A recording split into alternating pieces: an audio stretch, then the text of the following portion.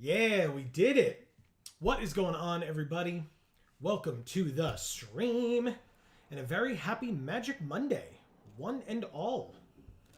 It's great to see you all. Hope everybody's having a great day so far. I know it's mostly over for many of us, but still, you know, you're here with us. Things are happening. And also, obviously, we hope everybody had a great weekend this past weekend. And you can let us know how your weekend was, how you are, how life is, all that fun stuff. I've got to do some regular things. I've been on Arena today. Are you supposed to be? I guess it depends. How did I not hear any of this? Does this sound like really off? I probably lowered it pretty drastically. Well, anyway, everybody, I just messed with the volume, so if the game is too loud now, let us know. As always. Whoa. These are cool. Yeah. Sleeves and basics. Very cool. Very expensive, but very cool. Like there are 1,000 gems, which is 2/3 of a draft. No thanks. Or 5,000 gold, which is half a draft. It's beautiful. It's absolutely beautiful. I would love to have it, but not for that much of anything. I agree. Sorry, not sorry. 100% agree with you. But these stickers, on the other hand. Well, they're not stickers. They're emoticons or whatever, right? I thought they were stickers. No. All right, new announcements just dropped. I don't care. So, hi, everyone. Are we doing sealed or draft first? Oh. Last week, we did draft first, sealed second. But we don't have a draft deck at the moment. We are done with everything. I mean, I like starting with sealed and then heading to draft, but that's just me. Me too. Let's do it. All right. Quintorius. Nice. Very nice. Someone is here in chat. We've got C. Holland saying hi and waving. Well, what is up, C. Holland? Happy Magic Monday. How are you? Let us know. Yes, please. And we'll see how we are in just a moment when we open this sealed pool and see what we get. We get some interesting stuff. Oh my god. Well, except for these two on this side, we could play all four of these if we want. That's pretty great. That's pretty great. I mean, Crooks and Cuneros a little tough because it makes us want to play three colors. Yeah. Or makes us need to play three colors to play it, but it is a mythic. Quintorius is two of those three colors. Right. Lutri you can play with double red, which is one of those colors. Right. And Gigan/Garuda you can play with two of those colors. Or with double black, which is one of those colors. We cannot do Pelucranos, which is triple green. Right. And C double, which is a fine card, but not one that I'm like upset if we don't get to play, is double blue. So I mean, that art though is pretty fucking sick. It's really awesome. I bet in foil that one's pretty cool too. The C double. Did I open that in the $2,000 opening? There were a lot of cards there. I don't recall. It's possible. We also got two more rares, just because those two companion cards, Lutri and Gigan/Garuda, are from the Legends slot. So we have two more regular rare/mythic rares from the packs. They are Galta and Mavrin. Jesus. Oh. Way to hide the 12/12 from us, deck. Jeez. And, pretty good card, Rona, Herald of Invasion. Yeah, that's a cool art too. Holy crap. Yeah. So, it says, whenever you cast a legendary spell, untap Rona. So, I mean, among these, we have one legend here, 2, 3, 4, 5, 6, 7. Although playing all of them would mean we'd be in 5 colors, but still, it wouldn't be hard. It's only triple green. 5 color good stuff. Sounds like a deal. But she does say for 5 and a Phyrexian black, you can transform her. And then she becomes a 5/5 trample. Whenever a source deals damage to her, that source's controller, so whoever damages her, exiles a card from their hand at random. If it's a land, we may put it onto the battlefield under our control. Otherwise, we may cast it without paying its mana cost. Cool. So C. Holland says, hope you both had a good weekend. Gotta go green-white, LOL. Yeah, because we got Galta and Mavrin. So now we have to forego this entirely and just go green-white. Yeah. Well, and then you can play Pelucranos. Yep, that definitely seems like a better use of our rares and mythics. Hey, No, I don't. Don't hate on the green. Don't hate on the green. I don't hate either of these. No. And especially because this transforms with a Phyrexian white. So if we had the white, we could... yeah, there you go. We could do that. But yeah, no, we're going to go Croxa and Cuneros. This is a 6-mana 6/6 Vigilance Menace lifelink. Holy shit. That, by the way, that's not all it does. Whenever it enters the battlefield or attacks, you may exile 5 cards from your graveyard. And when you do, you can return a creature from your graveyard to the battlefield. Wow. Yes, we played this card one of the other times. Yes, we have definitely used Croxa and Cuneros. I believe it might have been during the early access event. I believe. What did we I could be have wrong. with it? Do you remember? I think it was a black-white card. Which would be Linvala, like trying to Linvala, maybe.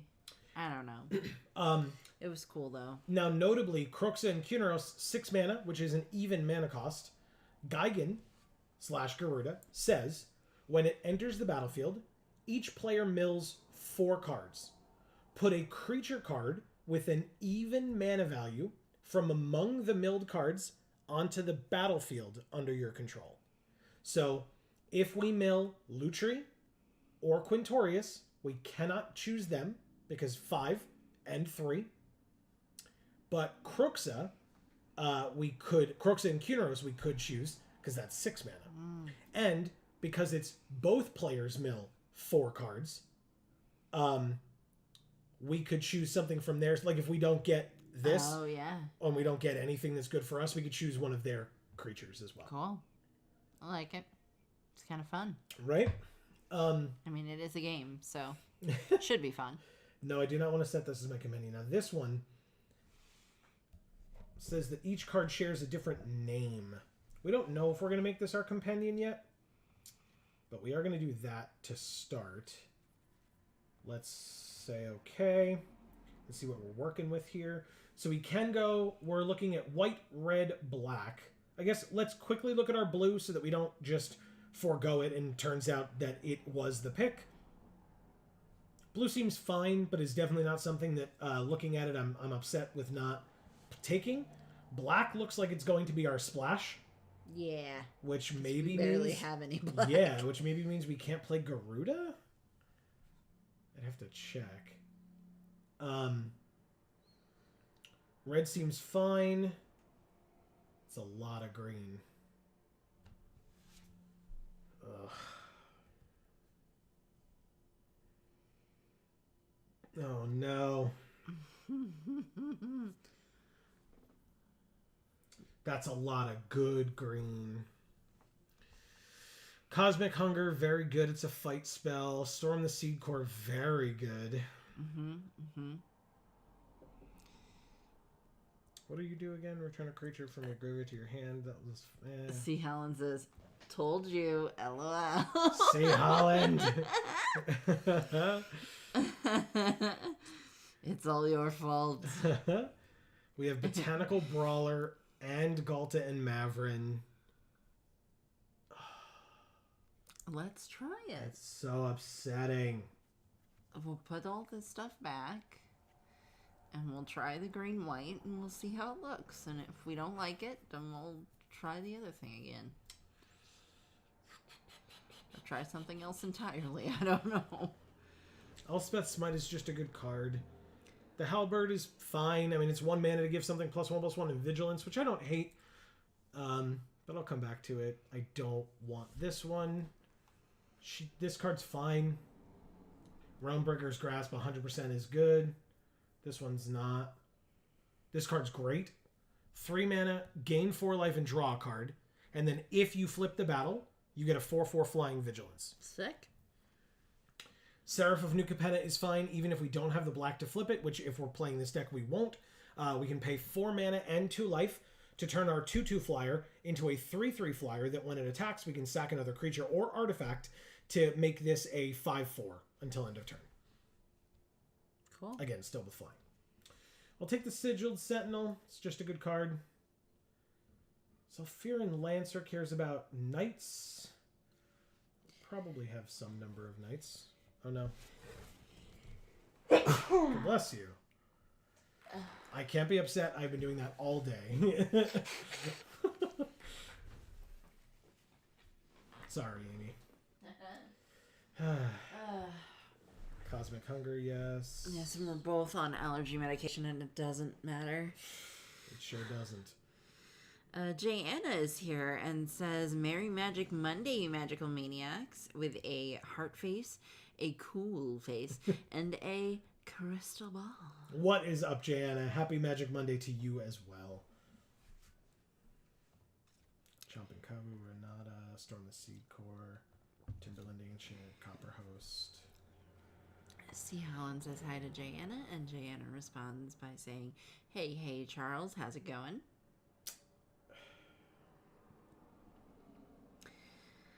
So, what you missed, Jana, was we're doing this sealed, and we attempted to do a Kronos, or Kroxa and Kunaros sort of centered deck, which looked from our rares and mythics like it was going to work very well. And then we checked our other cards, and it kind of looked like we were going to have to go with our other rares that we had, which was Galta and Mavrin and Pelucranos, or we're not trying Pelucranos? Oh, we're definitely trying Pelucranos. You Okay. gotta try Pelucranos. Well, yeah. Especially because we have Renata in the deck. Renata's power is equal to our devotion to green, and Pelucranos is right there. Well, I didn't realize we had Renata. Yeah. Nice. I said we have real good green. Interestingly enough, we don't really have a lot going here. Hover over the little origami frog. It's so cute. The Halo Hopper. It's so cute. So C. Helen says, good, thanks, you.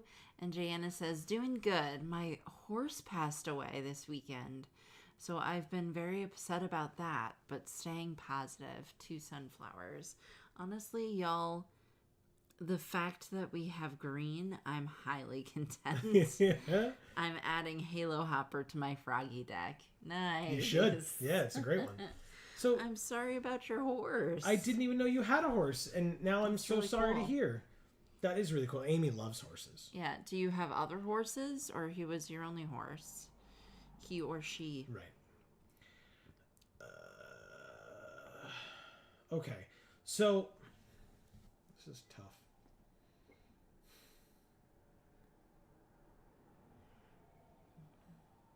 This is really tough.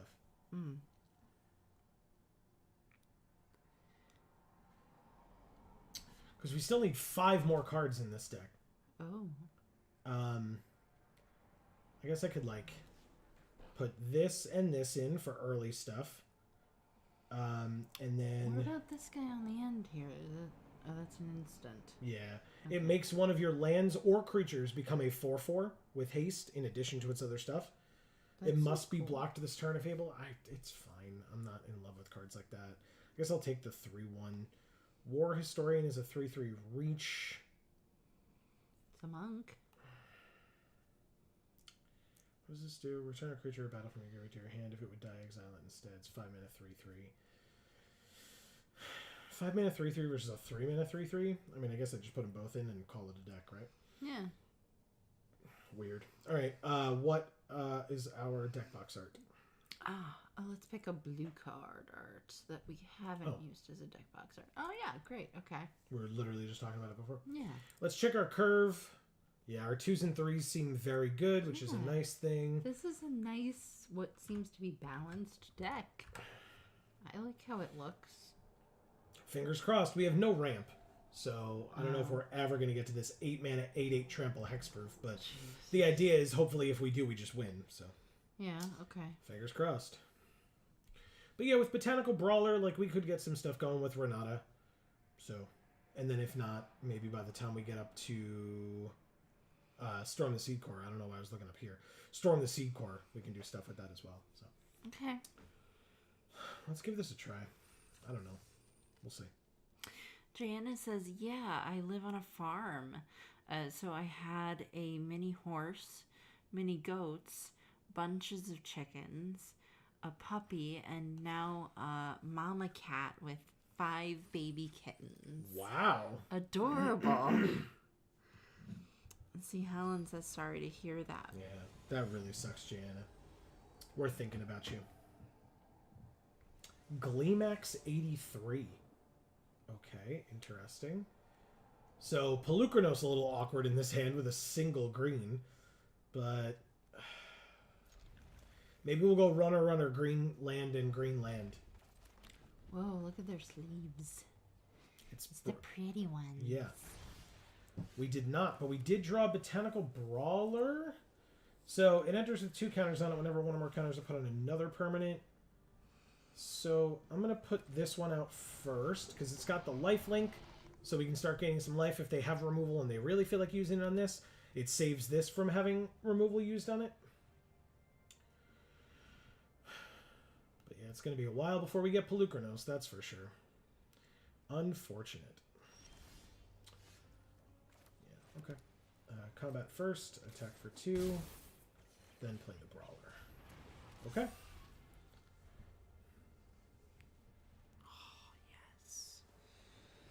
I just cracked my shoulder in the right way. Good.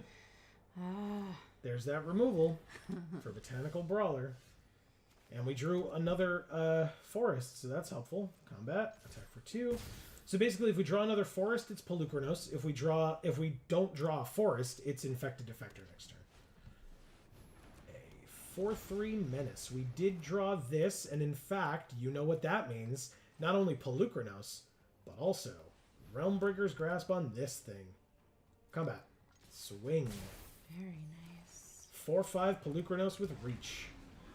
Pass. Gianna says, I appreciate it, Charles, with 2 sunflowers. And then she says, I appreciate you, Joe and Amy. Y'all and this live definitely helps fight away the feelies. Well, good. With 2 hearts. We're glad to hear it. Yeah. Okay, so not only did they have a second Realmbreaker's Grasp, but they had the removal for our Realmbreaker's Grasp as well. Oh, interesting. Seems legit, right? Okay. Pass, I guess. Just nothing I can do about any of that.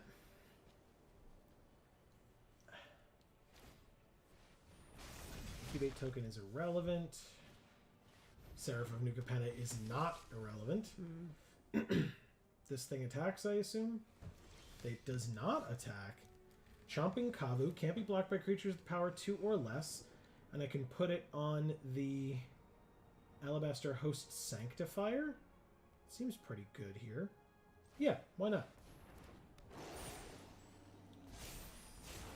More counters. Attack here. Tradesies. Good. Gain 3 life. We're at 29. And Wildwood Escort gets that back to our hand. Fire Song and Sunspeaker. 2/2 flyer. Totally fine. Pelucranos, if it didn't have that thing on it, would have been able to do something there, but it didn't. Oh, and we have the land here too. We are not going to keep up the patented Geek for All hand land because land creature. Beautiful. But they have a Fire Song and Sunspeaker, so we can't attack now. That's something. She says, anyone need a kitty, though? Side eyes. And then Dave is here and says, yes, and on your left, you'll see the best MTG YouTubers. Hearts. Thank you, Dave. You're amazing, Dave. Thanks for being here. Dave has been kicking ass with his St. Jude Play Live campaign this year. Hell yes. So shout outs to Dave. He has raised almost his entire goal, by the way. Oh my god, already? Yeah, as of last night, yeah. Oh, you little snot. So you should check him out if you have not already. Twitch.tv/DAM314. As he says, it's for the kids. And so you should definitely check him out because he's great. Right, so we're gonna take a fair bit of damage in the air here, basically. 6. Okay, War Historian does have reach, but now unfortunately they have a 3/4 and a 3/3, and we have a 3/3.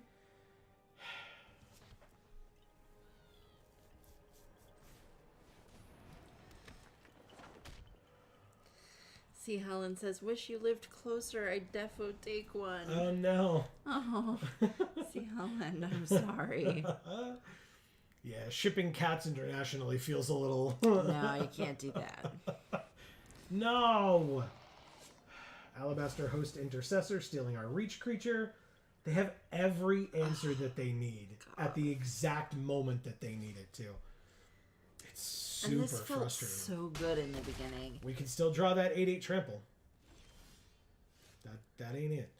Vigilance 1 or backup Vigilance. So let's make this a 4/4. It's not enough. None of this is enough. Interesting. Jana said, oh my fucking god, I'd love for you to have one. That would be dope. This is awkward. I'm going to put it on the Chomping Kavu, I think. It's kind of our best bet here. 1, 2, 3, 4, 5, 6, 7, 8. So pass. Because basically, if we draw the 8/8, we can just play the land and play it. But that's one card in our entire deck. I don't really see it happening. We were at 29 at one point in this game. Now we're at 7. Ugh. So we're definitely... Well, we're probably dead next turn. This is our draw, which is bad. So pass, I suppose. Just keeping up that patented Geek for All handland. Yeah, Dave. Dave says, Heart, you are too kind, and I wouldn't be anywhere near where I am without you guys. Well, you're very kind. Yeah. I don't... I feel like that's a very drastically wrong statement. But Well, we appreciate you too. We're happy for you, proud of you, of course. But, I mean, we have nothing to do with St. Jude Play Live. That is all you and your team of folks. You work hard every time, and it shows. All right, so we flip this thing. I don't even remember what it does. It's irrelevant. -0 - X, where X is its power. So we get to kill this flyer. But we had to pay the 2 life, so we're still dead next turn. We were close. Kind of. Not really. Oh, right. Never mind. We were still alive. We live! Oh, no, we don't. They block with... They have a double striker. Don't see the line. Don't see it. Don't see the line. Oh, my God. We live. See it. We live for a turn. We were tapped out and empty-handed. There was literally nothing we could have done there to have lived. If they had just they could give that haste and still kill us, right? So they attack, hit us for 3, we go to 1. Then you use your haster, give that thing haste, it taps, deals us 2, and we die. Okay. They drew exactly what they needed. Thank you, GleeMax83. Oh, damn. Okay, we tried. But that was cool, though, that game. Yeah. It wasn't one of those, arena, fuck you, you know, like, where it was just like, okay, we lost because, you know, arena, like, took a dump right on us. Yeah, we actually... I was surprised how early we were able to get Pelucranos out, considering we kept a single green hand. Yeah. So, that was good. That was nice.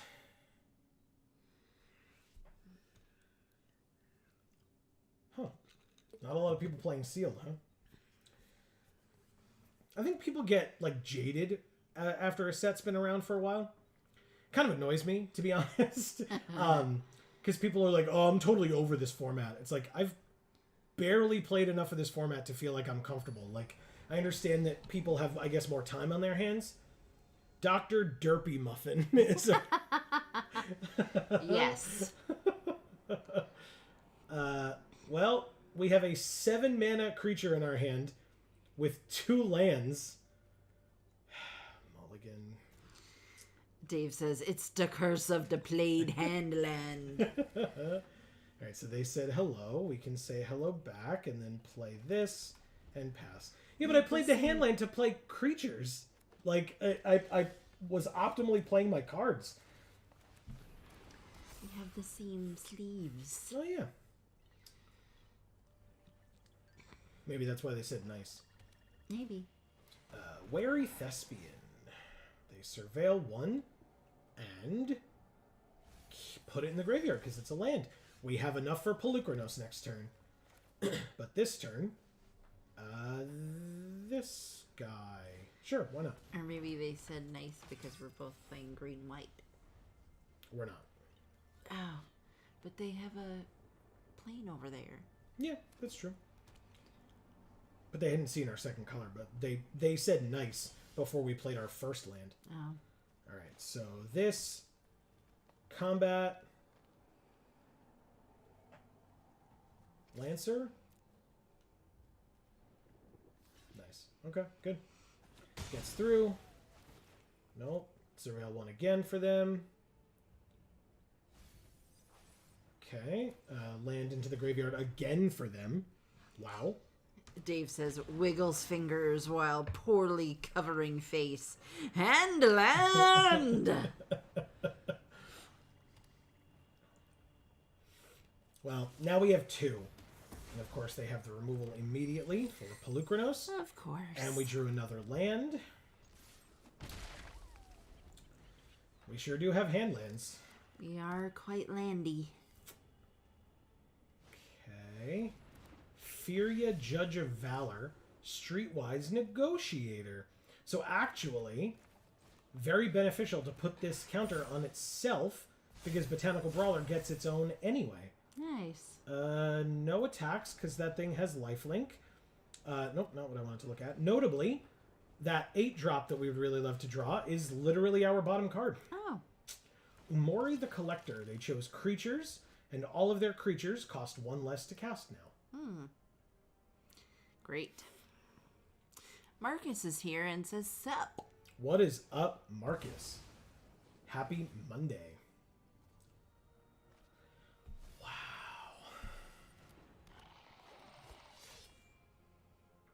Do. Hey, this thing has reach. Nice. That is nice. Unfortunately, we have 2 3/3s out against a 4/5, but you know, it's fine, right? Actually, sorry, 3 3/3s out against a 4/5. Jesus. Marcus says the shinies, they are flowing. Ooh, okay. Anything good recently?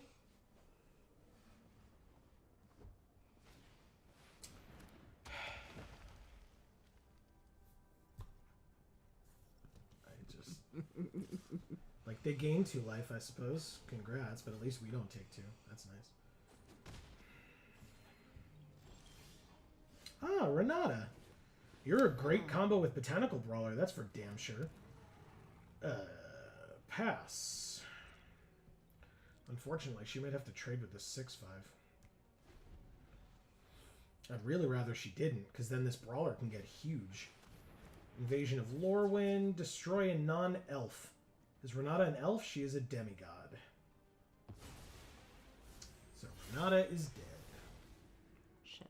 Yep. I mean, they, like, again, just bomb after bomb after bomb after bomb. Like, there's just nothing I can do about that at all. There's also no reason to block here. The thing's getting flipped, so congrats, you did it. I don't even know what it is on the other side, but we're about to find out. Furia counts the battle as a second spell having been played.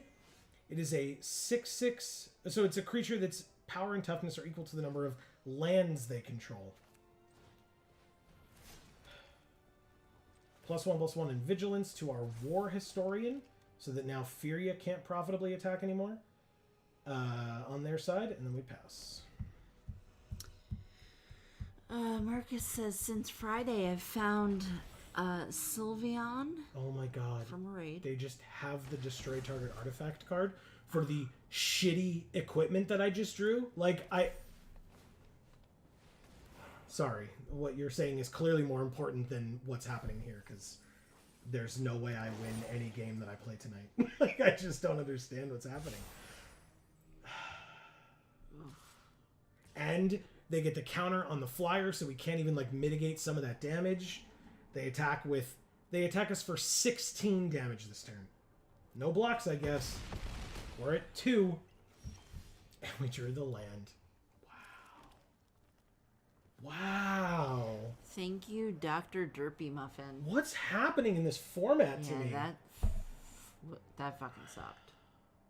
All right, read Marcus's thing, because that's, like I said, I actually care about that a lot more than losing these fucking games. Well, why did you... Again. Go ahead. Good. I stopped it. I was going to say, do you want to try and make the other deck now that you were trying to make the first go? Now that we're 0-2? Sure, I guess. Marcus says, since Friday, I've found Sylveon from a raid, Skiddo, Swablu, Fleetle, Flittle,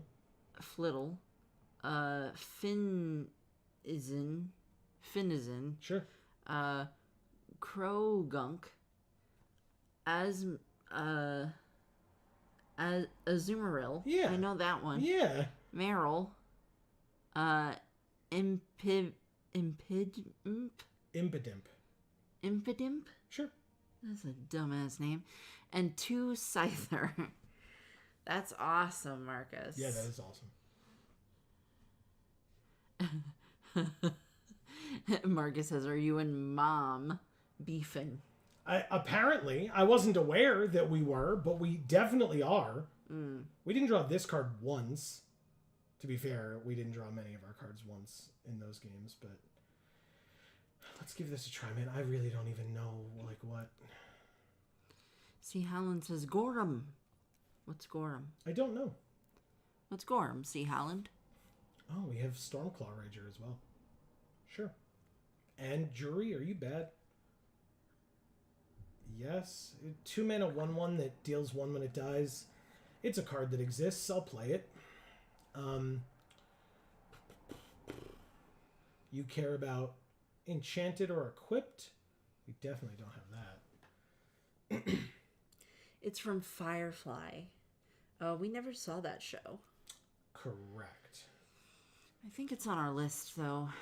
We have Invasion of Amonkhet. Oh. Oh, no, we can't. We're not blue. Yeah, we're not blue. Never mind. No, we have Sculpted Perfection. That's the one. Ah. Incubate 2, and all of our Phyrexians get +1/+1. And we do have a number of, like, incidental Phyrexians, basically. Oh, we do? Yeah. Okay. Sure. I'll play 2 of those. I'll play 2 of these. The Battle Fan? Marcus says, I miss Firefly. I feel like there are a lot of people who would agree with that. Actually, you know what? We're not going to play Jury. We're not going to play the Rager. I'll play this. I don't even know that we play Garuda. Because we just don't have enough black. Like, if we're splashing it, that's fine. But then double black is not a thing because we have the 1 land, literally. Uh-huh. It might make us play a couple of swamps or whatever. But, well, we technically have a black-green land. yeah, that's not helpful. But that's worse than a swamp because it enters tapped. Yeah. And, like, it gains us a life, but it enters tapped. So it's worse than a swamp. Yeah, because we're not playing any green. Correct. Okay. We have this, though. We'll take that. Raw's Reinforcements is probably fine. Hanger Scrounger is a no. Searing Barbs are a yes. Stoke the Flames is a yes. Scald is a yes. Branch Burner is a yes. Smite, Halberd, Sanctifier, Grasp, Invasion, Seraph, Sentinel, Defector, Lancer. Need literally 1 more card.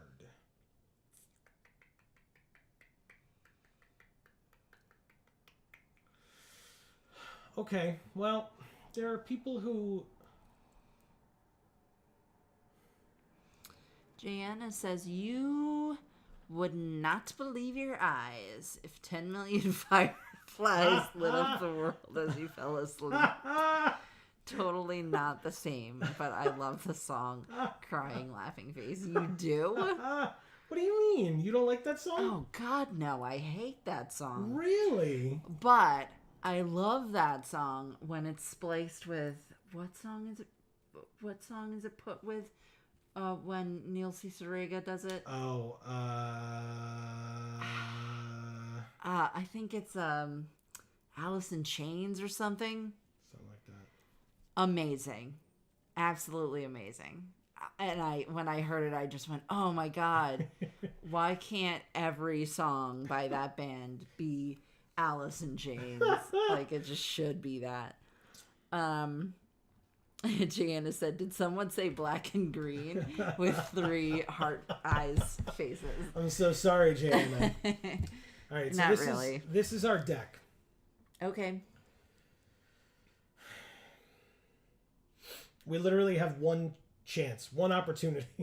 God damn it. All the musical references. Yeah, this deck seems worse. Sure. Hey. Play. I mean, our other option was to probably lose with the other one. So we should at least give this one a shot, because if we win the first time, then we'll at least be able to get to play 1 more game. Yeah, we could try the deck out. 2 games with each deck would be nice, huh? Yeah. Marcus says, oh, and Jeskai Giants does the thing. Oh, good. Got to test it with David over the weekend. The mana rocks in the deck together make 21 mana. Wow. Gross. Oh, shit. We have all 3 colors in our hand. Nice. Sometimes you just get there. We're a little slow, but sure, I'll keep it. Well, maybe we'll draw something fast. We sure did draw that land real fast. Well. Hey, a 3-1. Isn't that great, everybody? It's a 3-1. I don't like it. Ooh, we drew another land real fast. All right, deck, we're good. We're good on land. Do I really have to do this? Fine.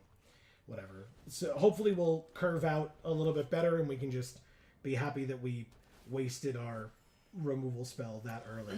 Oh, good. No, that's great. Okay, they played nothing. That's a decent sign. So next turn, barring nothing else, we can at least play this still. And then on turn 5, we have two choices. Shit. Jana says, Amy! What? Are you mad because I don't like that song? See, Helen says, despite the Whedon drama, I still love Buffy and Firefly. Gotcha. Alright, Heretic Prankster is fine. Rawls Reinforcements is fine. Talk about a curve out. No attacks with my O3 because I put a card into my graveyard. How dare I do such a thing? But also, as a 1-3, it wouldn't have done anything either. So, actually, this is pretty fun. Do this. 3 damage to any other target and we gain 3 life. Kill your only blocker. And then swing for 4 at the battle. Okay. It's down to 1. Cool. Works for me, man. Oh, nothing. Okay. Wow, this is gross. I mean, their hand is still full, which is terrifying. No counterspell. Zalfirin Lancer getting bigger. Very nice. Mirren Bane Splitter. +2/+0 on this. And then, just in case, I'm going to do 1, 2 at the battle and 2 at our opponent and see what happens. See? Like I said. Yeah, so it's a 1-2. It kills the 1-1 that's attacking them because I purposefully attacked the battle with 2 1-powered creatures so that even if they had a flash blocker, they could not stop us from flipping this. Nice. Grandmother Ravi Sengir. Ooh. Okay. They have a 1-2 hexproof. Oh, Invasion of Dominaria, gain 4 life and draw a card. Let's flip this thing, shall we? 1, 2, 3, 4, 5, 6. Pay the 2. Jana says, I'm questioning our friendship now. 4 crying faces. Looking real red with a sick face. Oh. A green sick face. Yeah. I should have maybe played the Invasion first, but I wanted to see. They have all their mana just open here. I'm just going to gain 4 life and draw a card. I could have attacked the battle, but they're at 5 now, and we just... Okay. I think Arena's apologizing to us. Yeah, our opponent said good game. Thank you, the Steads. There's no way this deck works this way every time, right? Like, we're okay with admitting that. Our opponent did nothing. They played 2 cards. Oh. 3 cards. Yeah. I'm sorry, the Steads. Hey, we're 1 and 2. Okay. We did it. We did it. Jana, though, you gotta listen to it. I'm telling you, you'll like it. I mean that. We should be able to find it. Well, we can't play it though. No, but I was gonna put the link in chat. But if you search, because his name is difficult to spell. Yeah, Neil Cicerega. I believe that's how you spell it. So if you search for that and then Fireflies or Firefly or whatever, you'll find it. Yeah, but all his music is great. Correct. Marcus says, same. Buffy was my show back in the day. I just started watching, though. No. Through it again recently. Nice. Do you want to tell your story? Yeah, we recently went to a con where the actress who played Tara from Buffy was there.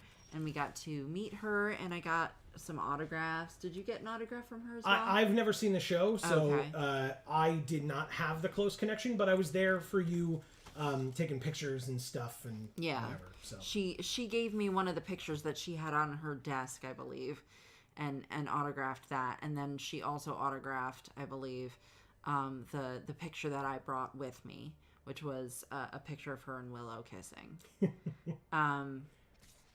Because of course it was. Yeah. Bye, Thalia. Possibly. Bye, Thalia. You made all my stuff more expensive. I needed you to go away. Oh, and they get to play that.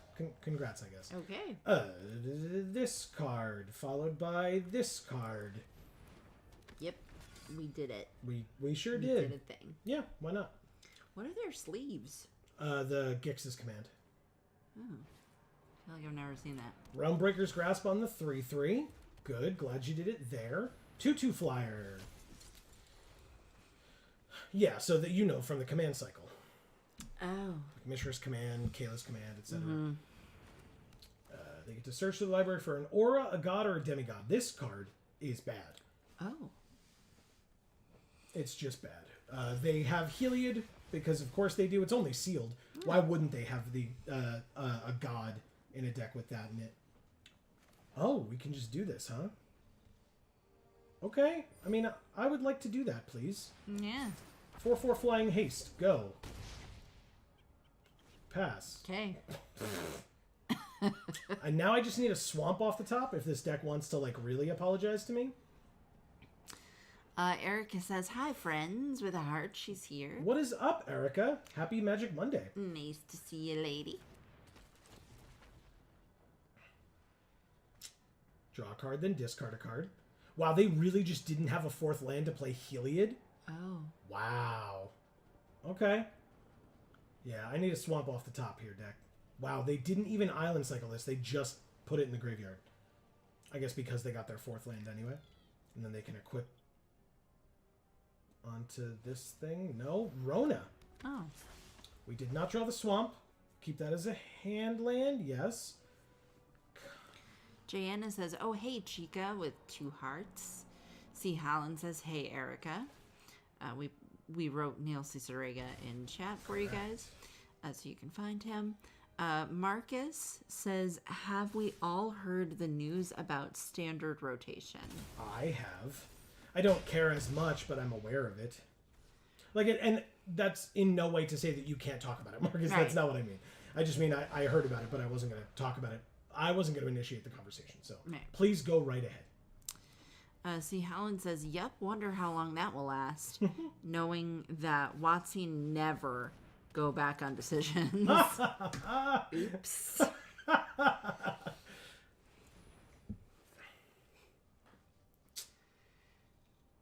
Okay. They are at 7. So, Erica, tell us how you are. Yeah, in fact, we haven't heard from most folks, like Jana and Marcus, too. Yeah. Well, actually, sorry. Jana definitely told us already. Apologies. Yeah. But Marcus, But Marcus. How's life as well as Erica? Jayanna says, "I'm lost in the sauce about it," crying, laughing face. And Marcus says, "Not even once in the entire history of the game of the company." I was like, "Gistory?" Yep, the Gistory. Yeah. Who do I give this to? It's got to be the branch burner, right? Make it a 5/5 and then, like, yeah. Let's do that. 5/5 flying vigilance swings in. See what happens.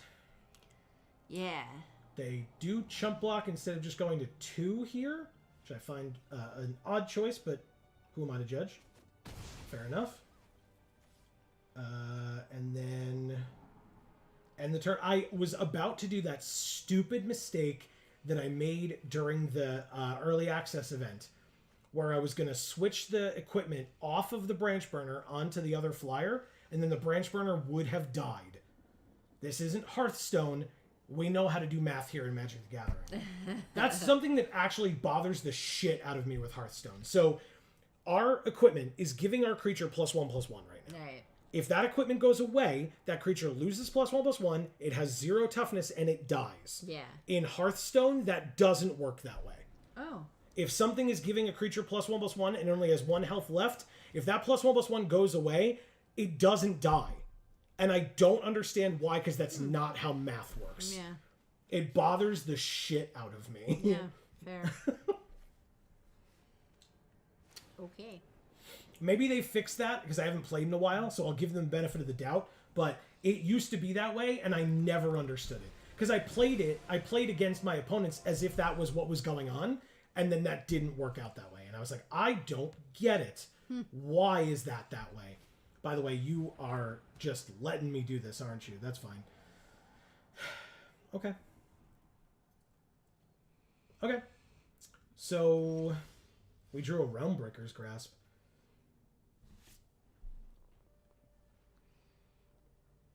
How do we want to do this? So, re-equipping this costs 1. So, we re-equip it here. I don't even care about Heliod, right? What do you do? When it enters, return an enchantment. For 4 mana, transform it. Spells you cast cost 1 less for each card your opponents have drawn this turn. I could not care less about your 4/6. Let's just go to combat. Attack here.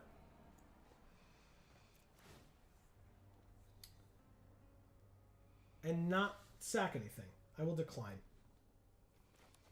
There's no need. They are dead next turn in the air. Obviously, they have their equipment that they can put wherever they want, but we have Realmbreaker's Grasp to stop whatever they have equipped from saving them. So, yeah. 2 cards in hand.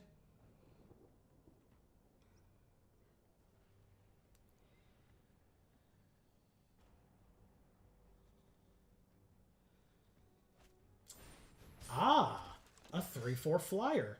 So they will actually... Oh, yeah, but that's their only flying blocker. So we still win. Realmbreaker's Grasp on the flyer, and we win. Wow. Good game.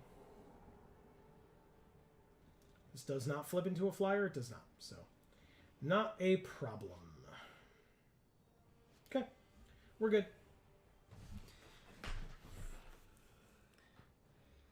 Like, I can use my 1/1s as chump blockers if they really want to, like, press this issue, but by attacking their Invasion of Theros. But again, card's bad. There's the concession.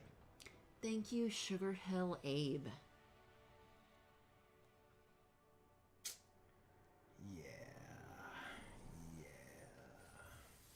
So basically, Amy, the news is that standard rotation is changing.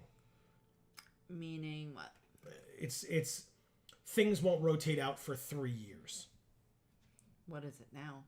1.5 years, I think. Somebody who knows standard better than I can correct me, please, because that's a pure guess if you didn't get it from the scrunched up face and the tone of my voice. Jana says #concede. Yeah, they sure did. This hand is fine. It may seem awkward because there's 2 red cards and no red mana, but this draws us a card and this is a creature on the field, so okay. I'm going to keep this. And there's enough land to, say it's a keepable hand. So. Yeah, exactly. Yeah, because we have 2/3 drops in the colors that we can play and 3 lands, so now a 4th land, not as helpful, unfortunately, because that's not the color we need. Jana says, yes, please elaborate, because I was waiting for some more details about that. All right, so 3rd land. You know what? For now, let's play the 3/3. If they have removal or something, fine. But like if they have nothing here, we get to attack them for 3 this turn. Which feels pretty damn good. Yeah, so Marcus, why don't you get into it, or see Holland just be a little bit more detailed, I suppose, about the decision that Watsy made. As see Holland likes to put it. All right, so land. Let's gain 4 and draw a card, because if we draw the red, we can play the Bane Splitter here. Okay. That is fine, because actually any land gets us this as well, if it's not a... Oh, okay. Well. Attack with a 3/3 on the invasion, so we can get a flyer, hopefully, because I assume, yeah, there's no way they block with that in Kami of Whispered Hopes. That's a very good card that they need for stuff. Marcus says standard normally rotates every 2 years in the fall. I was close. The 4 oldest sets leave standard in September. All 4 at once. Yeah. That's so drastic, I feel like. Yeah, I mean, and then they kind of build back up, and then the bottom falls out. You know what I mean? Like, it's That's like... so weird. It's like at one point you have like 1 million cards in standard, and then at the next point you have like half that. Yeah. It just doesn't make any sense to me. Well, like I said, and then it builds back up. Because then the next few sets come out without rotation. I understand, but like, why wouldn't you... Thank God we drew that later. Holy shit, that would have been bad. Sorry. Why wouldn't it be like more gradual? Like, oh, okay, this set falls out, 1 set comes in. This set falls out, 1 set comes in. No. Okay. I mean, so the model that they used to have, I guess now prior to this was, and prior to the one that they are now doing away with, was because they had the 3 set blocks. Yeah. So they would do 3 sets, or 3 sets, a core set, 3 sets, a core set, and then the last block would rotate out. Gotcha. Again, thank God they're playing this now. Good, get rid of it. And we drew the red.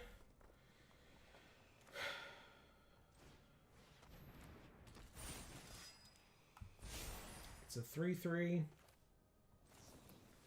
Now it's a 5/3 with vigilance. And next turn it will be a 6/4 double strike. Holy shit. That's gross. They may have another intercessor, I guess, but we still have really good stuff in our hand. Yeah. So I'm okay with this. Marcus says they're extending rotation time to 3 years. They say it's to reinvigorate standard, but they're literally the what is killing it, if that's to be said. Honestly, yeah, Yeah, well... I mean, everybody knows, right? The reason that standard isn't viable in paper is because of what we're doing literally right now. Standard is free to play 24/7 365 right here on this. Why would I ever go to a tournament and pay money to a store to play it in paper? Because then you get to do it in person with human beings. Yeah, but I'd also have to spend money on the cards. Yeah, that's true. So, again, why? Why would I ever do that? Like, that's so like, oh, standard rotation, like, sure, for arena, I suppose, maybe, but like, I don't know. All right, so first strike damage kills their lifelinker. They don't gain any life from that, so that's good.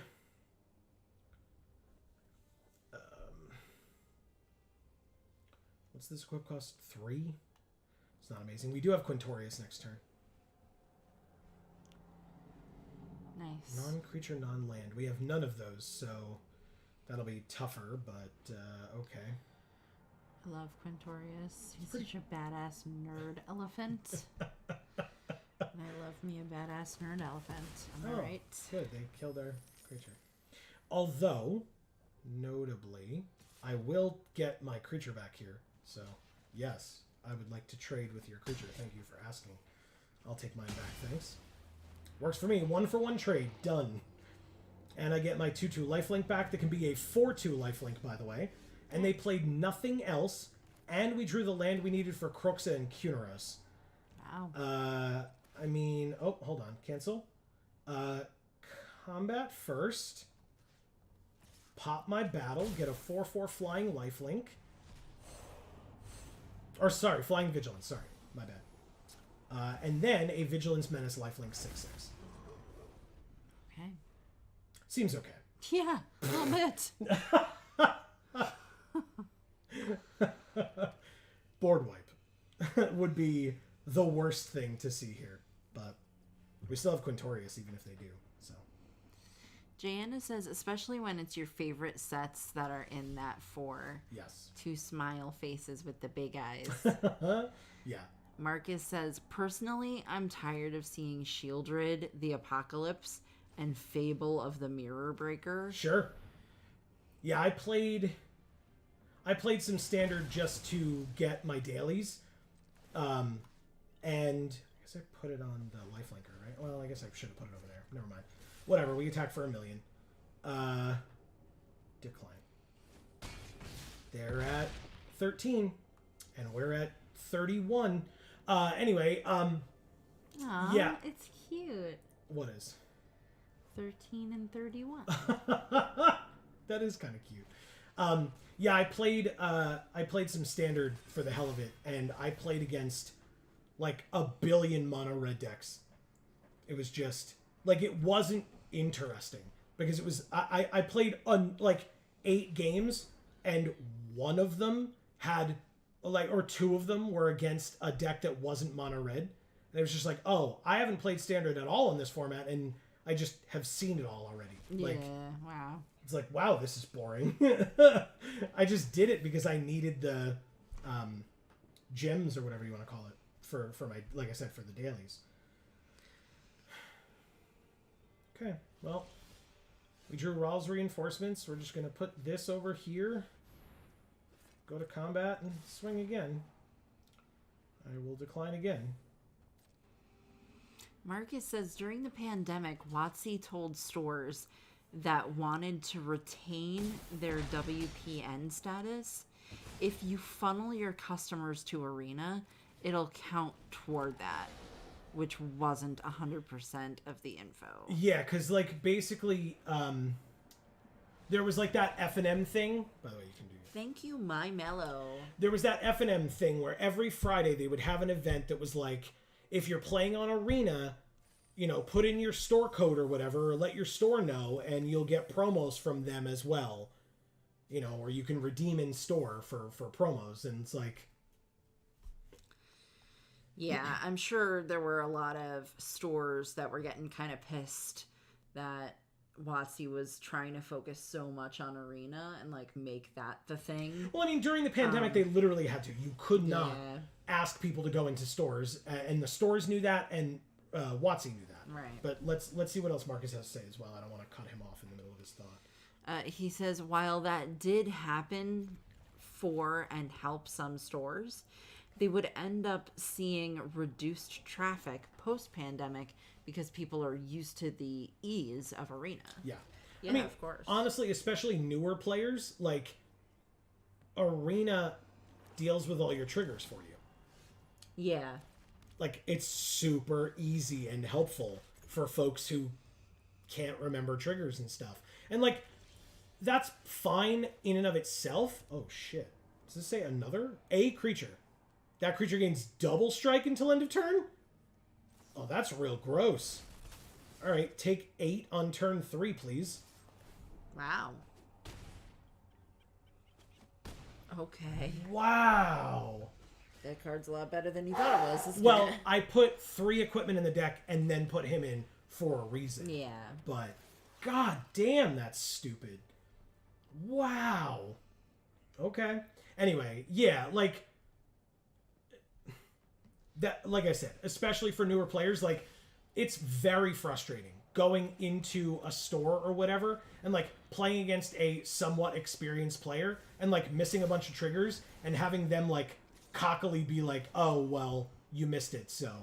Because, like, they're not wrong, right? It's just that it's super annoying when you're a newer player, you're used to Arena, and you miss a trigger, and, like, when you realize it way later on, they're like, oh, can I take that back? Or you're like, oh, can I take that back? And your opponent rightfully says no. Right. They have every right to do that, but you feel bad about it. And you're like, okay, well, why am I bothering? Like, I just lost this game or whatever. Like, you know, obviously Arena has misclicks as a possibility. Like, you're just like, like subconsciously like clicking after a while, and you're like, oh, I skipped through my whole turn. Like that is a thing that happens only on Arena and not in paper. Right. Right? Because you're not like looking at your opponent and like pass, and they're like, really, you haven't drawn your card yet. You know what I mean? Like, so. Yes, but I've given up all hope on life. All right, Quintorius. That would be how I play Magic.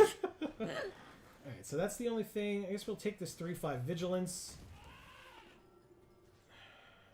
Sure, I'll do it. Let's see if you trade with your 3/2. We both get benefits when they die. Yeah, perfect.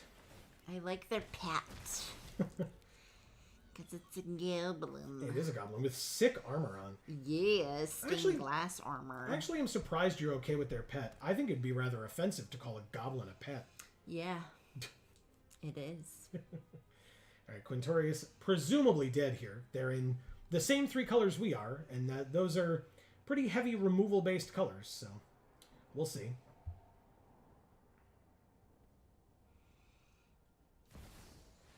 Oh, it's because they're playing the same card we are. Oh.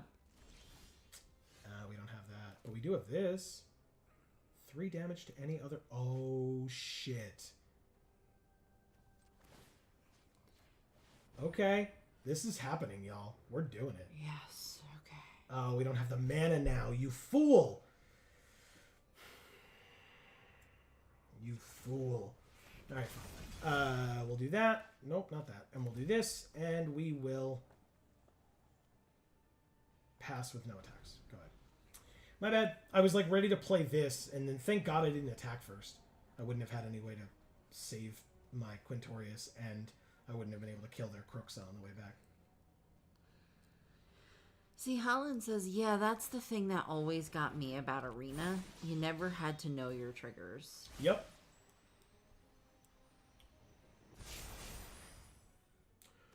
Wow. Double backup trigger. We go to 2 if we don't block this. I mean, it's not trample, so we'll block... Oh, but it's menace. Right. My bad. Yeah, we'll block that. We take 14. And they are at 28. Wow.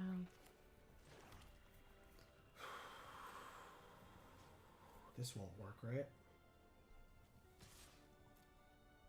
Let's see what they do. Okay. They call our bluff. I mean, we're super fucking dead. Like, there's nothing we can do about any of this at this point. Yeah, we're at 11. 1, 2, 3, 4, 5, 6, 7, 8, 9. We go to 2 on board. So, that'll be the end of this sealed, by the way, too. Yeah. Like, we got to play this deck kind of. Oh, wow. We're dead because they had a 2-powered hasty creature. Exactsies. Okay. Thank you, Alakarin. Sure. Alakarin. All right. So, yeah. I mean, if we had had this deck from the beginning, maybe we would have done better. But we didn't. We waffled around with a white-green deck for 2 games that we got destroyed in. But we got 1,200 gems for 3 wins and 3 packs. On to draft. Yeah. Nope, that's sealed still. Oops. This is draft. Yes. And we have a draft token. So we play this draft for free. Yay.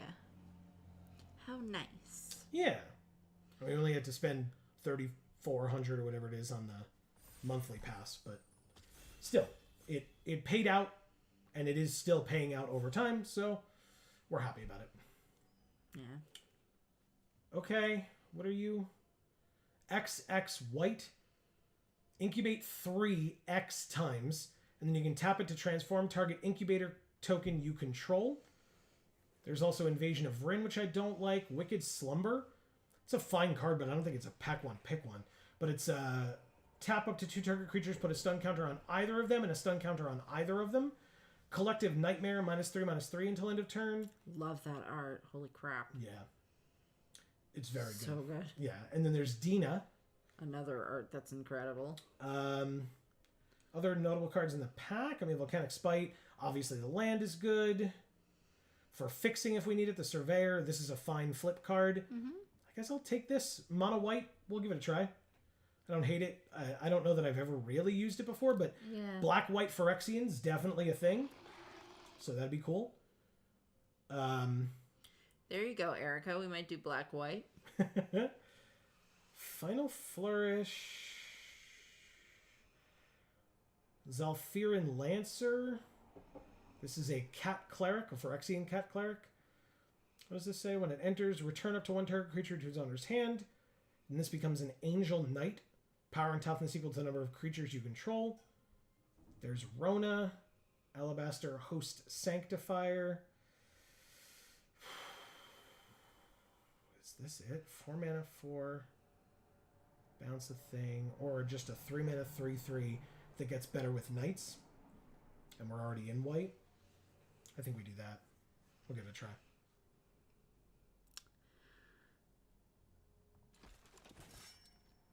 See, Helen says, my bad. That's on me. Does Red Truth... No. Oh, what? Does our Truth routine? Oh, does our Truth routine. I was like, you get that reference literally because of this weekend. We just watched that this weekend. Yes, we did. That's on me. My bad. And by the way, see, Helen, it's you like pointed it out, but I definitely don't blame that on you. No. Like what we looked at it, and that seemed to be the better choice. Yeah, we made a choice.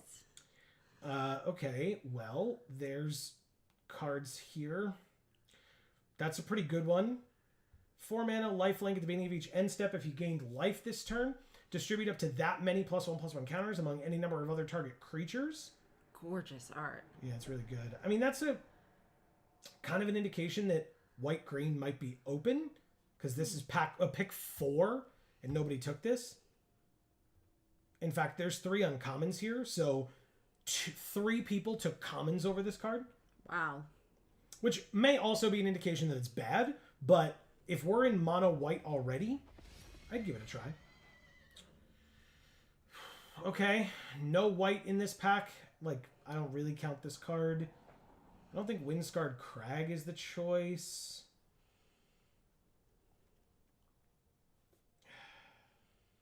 It's a toughie. Yeah, because if we take this, like, it's a good card and it's a Phyrexian on the other side. But this really only cares about incubator tokens. Otherwise, we're doing like Knights things, maybe. Or like lifelink things. Well, I mean, its other color when it flips is red. Yeah, but it's you can flip it with Phyrexian mana, so it's either red or 2 life. I was going to say, Knights are red. No. Knights in this set are white-blue. White-blue? Correct. Oh. Yeah. I thought it was white-red. No. So not good this to know. set. Not this set. That's good to know. Yeah. This is a human scout. It's got backup, but this isn't the backup that you want, in my opinion. I mean, this card's insane. Is this just an indication that maybe red is open and not green, and that card was just bad? I'll try it. Invasion of Xerix. This is not the one that we saw before, and it's still coming around. So I'll give it a try. There's another Windscarred Crag. Hint, hint. There's also this Bola Slinger. Let's not jump all over the place color-wise. Yeah. And take a Bola Slinger, because this card's great. Like, really, really good. Marcus thinks the land. Okay. Well, we're not sure if we're in red. We've got 1 red card. Yeah, but so, well, I was insinuating that red might be open, that's why. Yeah, but I mean, we've seen a couple of those, but I mean, there's only 1 other red card in this pack. Right. So, I will try the land. This pack is weird as hell. Yeah, something's off. Okay. I mean, I'll take this because it's better than this. This makes a knight. This is a knight that cares about knights. Maybe it's this? Yeah.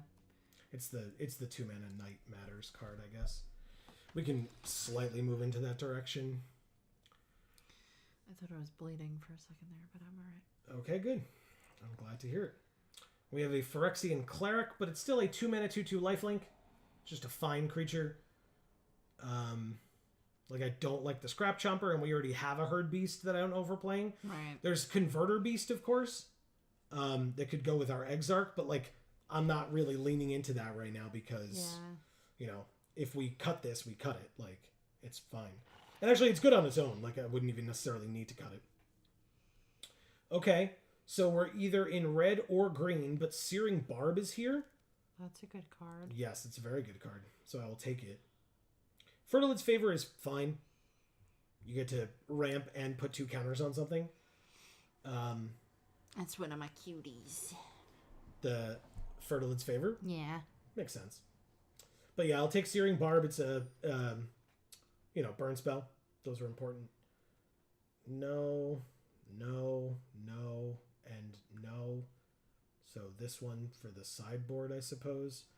Or maybe it's this one for the sideboard. It's bad fixing, but I'll take it. Angelic Intervention isn't the worst. Give one of our creatures pro-colorless or a color of our choice and put a +1/+1 counter on it. Not bad at all. I could take Tarkir Dune Shaper as well. Also a great card. Sure, it's that one. I talked myself out of it. Windscarred Crag, second one. Okay. Came back. Bane Splitter, okay. And Wow. Bola Slinger. Okay. Then we get Hoarding Broodlord, which is not what we're picking. No. Inga Runeyes is our legend. But we're going to take Invasion of Dominaria. Okay. Because that's very good. We learned that. I mean, not that we didn't already know that, but, you know. Right.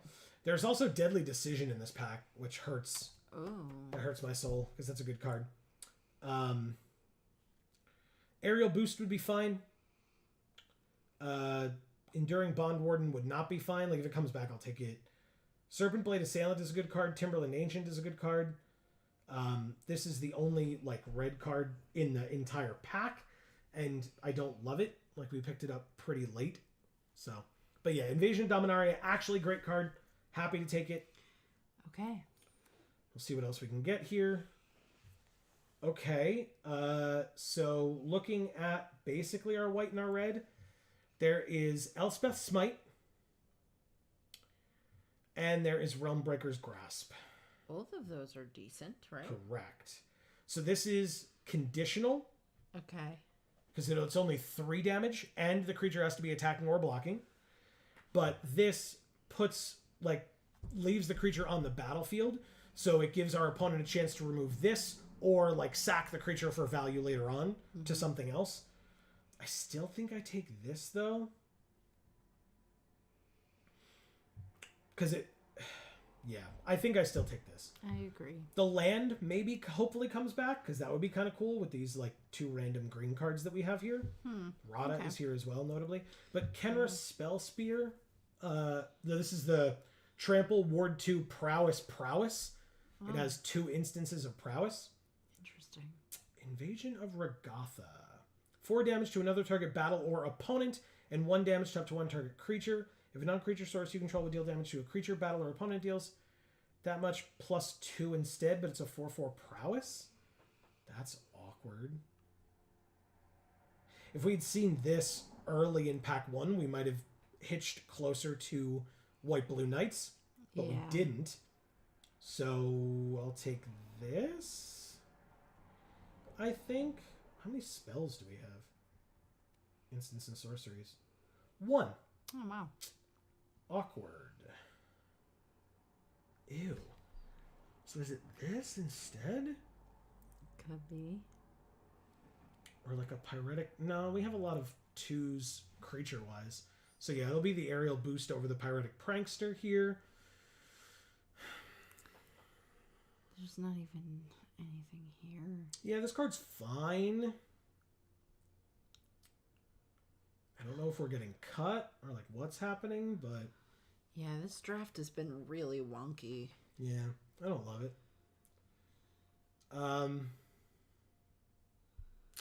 So we could do like Botanical Brawler. I don't have a lot of +1/+1 counter synergies right now. Like we have Bola Slinger as a backup card, and that's it. We're running out of time. I guess I'll take Surveyor. This is weird because we might need to end up fixing our mana a little bit better. So I'll try that. There's another one, of course. Invasion of Mercadia, which we already have one of. Oh, but there's a Searing Barb as well.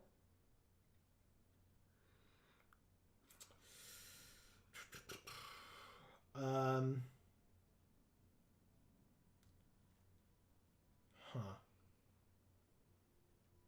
think it's the second Searing Barb over the second Invasion of Mercadia.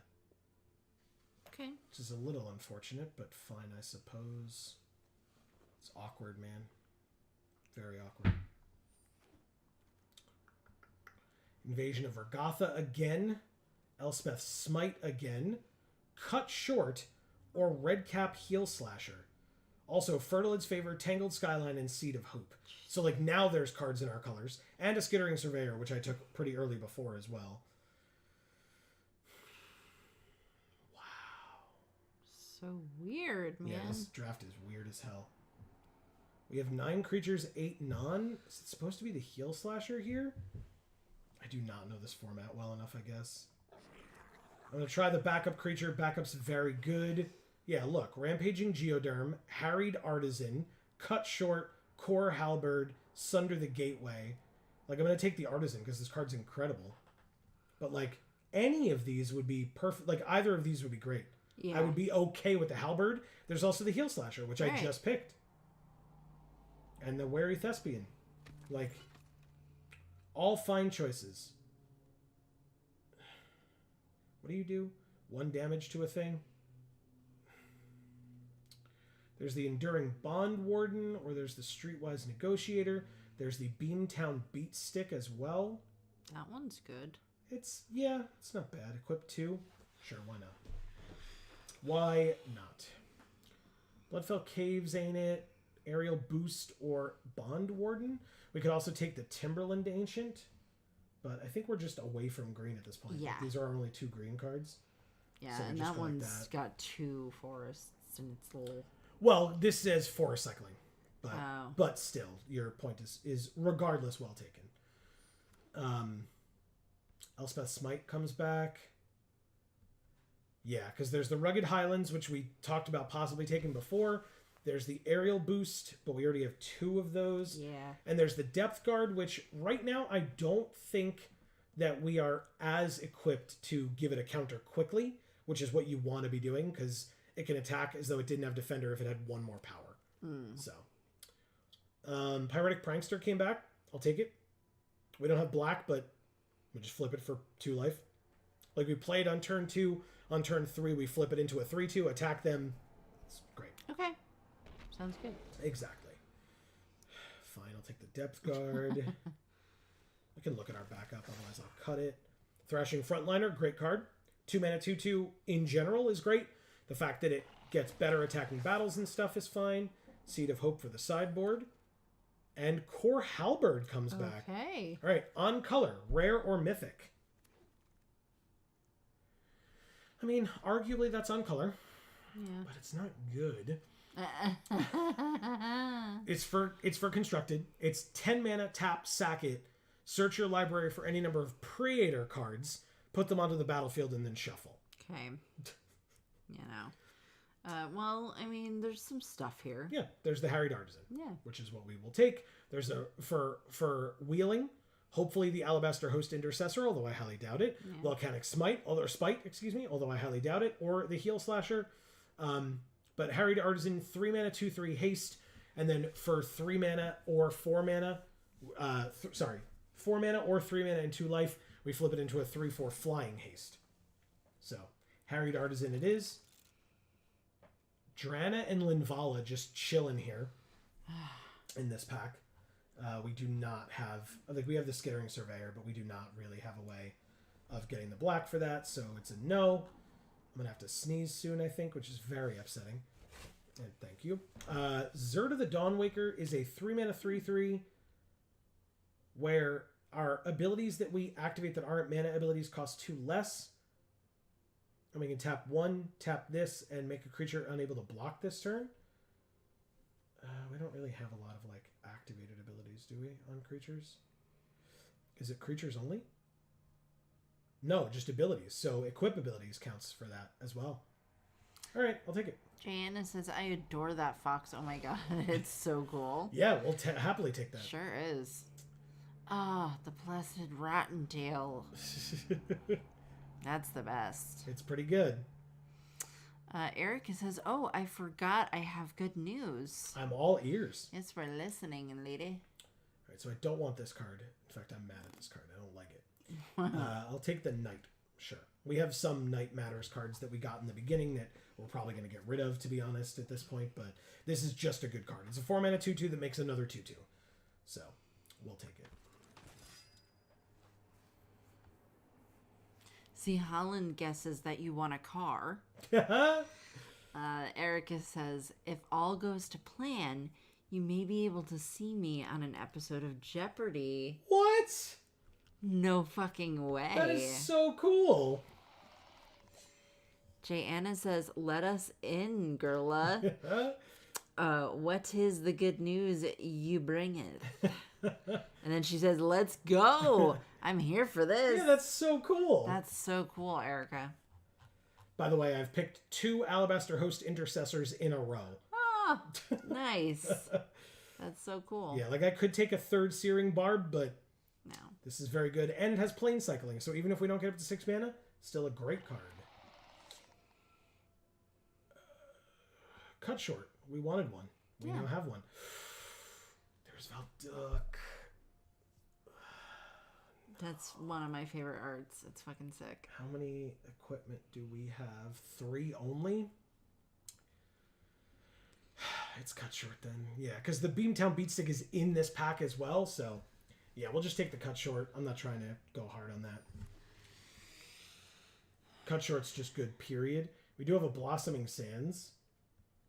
I don't think we really need it. No. Like, maybe for this, but like... None of those things are that amazing. No. And I'm happy to take the Angelic Intervention. It's a good card. Yeah. Marcus says, that's sick. That is sick. Congrats, Erica. Yeah, that's really cool. And of course, you know, fingers crossed / congrats, you know, Yeah. since you mentioned it. Things have to go right. Right. To plan. And obviously, once you find out more information about it, let us know, because we don't have cable, but... We'll find a way to watch it. All right, we'll That's figure fine. it out. Bola Slinger. We'll just tell my parents to like record it and send it to us or something. Oh. I think it's going to be the Golden Scale Aeronaut. Our deck is low curve. All right, so there's the Heel Slasher or another Intercessor. Honestly, it's probably the Heel Slasher, noting how low our curve is. A Realmbreaker's Grasp this late. There's also this, which is just also a good card. We don't have any, like, we don't have a lot of +1/+1 counter synergies, but yeah, removal is important. How many creatures do we have? 17 versus 14, so yeah. Grasp is what it is, which is good. Nothing here. I'll take Ren's Resolve for the sideboard. Heel Slasher for the sideboard? We already have 2, so yeah. Searing Barb. Okay. Great. Coming in hot. Coming into the sideboard hot. And Marauding Dreadship also coming into the sideboard hot. Okay. You read those. I'm going to blow my nose quickly. Sorry. Okay. Jana says, cough, cough. Please keep a beach updated. C. Holland says, nice. Just looked. I can't get that here, sadly. Oh, no. Oh, no. That sucks. It does suck. Jana says, boo. And then she says, just means you gotta move here now. There you go. Wow. Exactly. You gotta move here. That way you can watch Erica on Jeopardy and you can take one of Jana's cats. She's got a whole litter of kittens now. That's funny.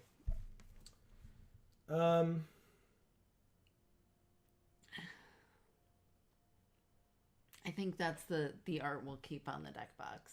I put that there Oh, specifically. you did? Yes. Like I don't know my wife.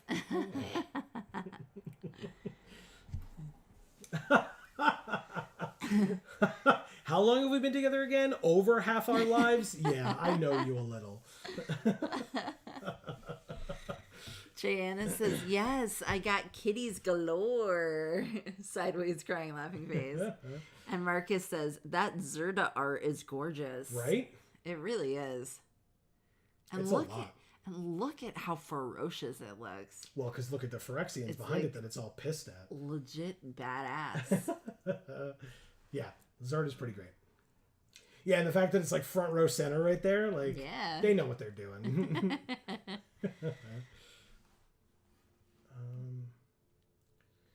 What do I cut out of this deck? People that know this format better than me, aka probably literally anybody that's ever played this format besides me.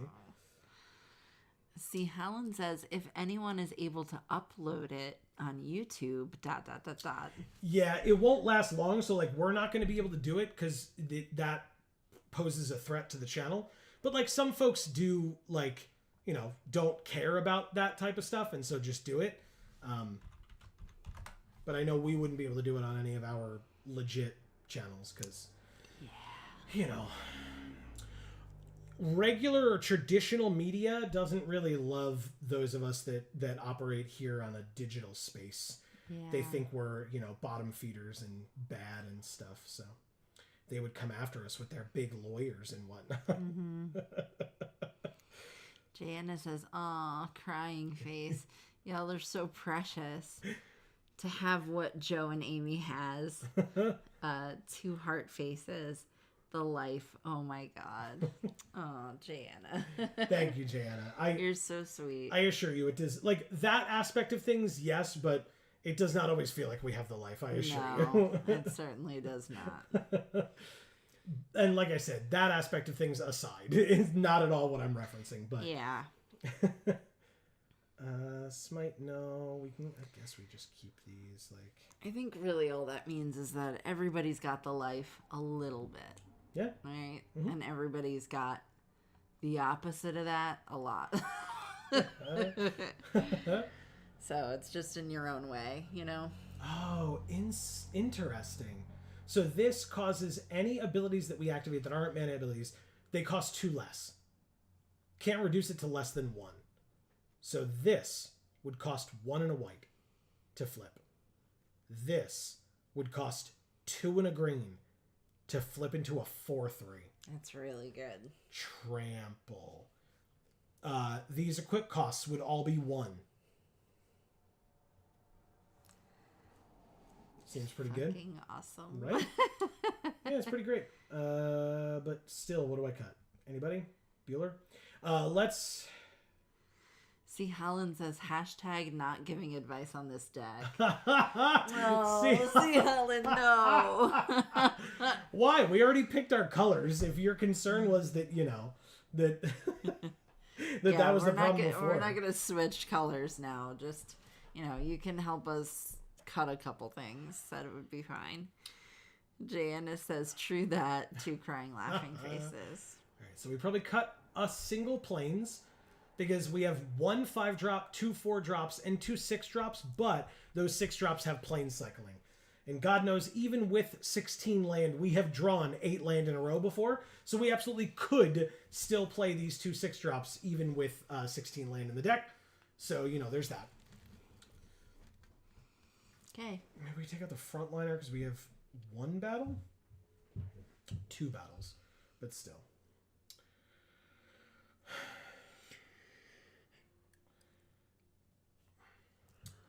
13 creatures, 15 none. That's a little awkward. What do you do? It gives us a creature. It counts as a creature spell, I would say.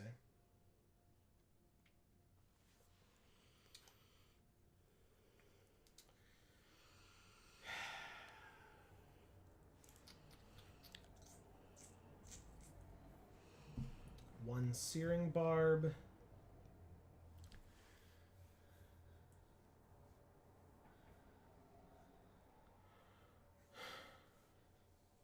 What does this need to be? Oh, each permanent in our deck has to have an activated ability, which will not be a thing. Oh, I forgot about this. This flips as well. So this would cost 1 and a black to flip. Or 1 and 2 life to flip.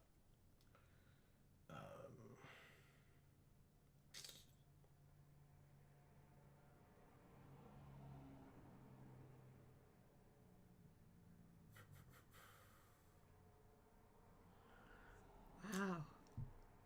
Awkward. This is rough. Yeah. See, Helen thinks the 2 battles.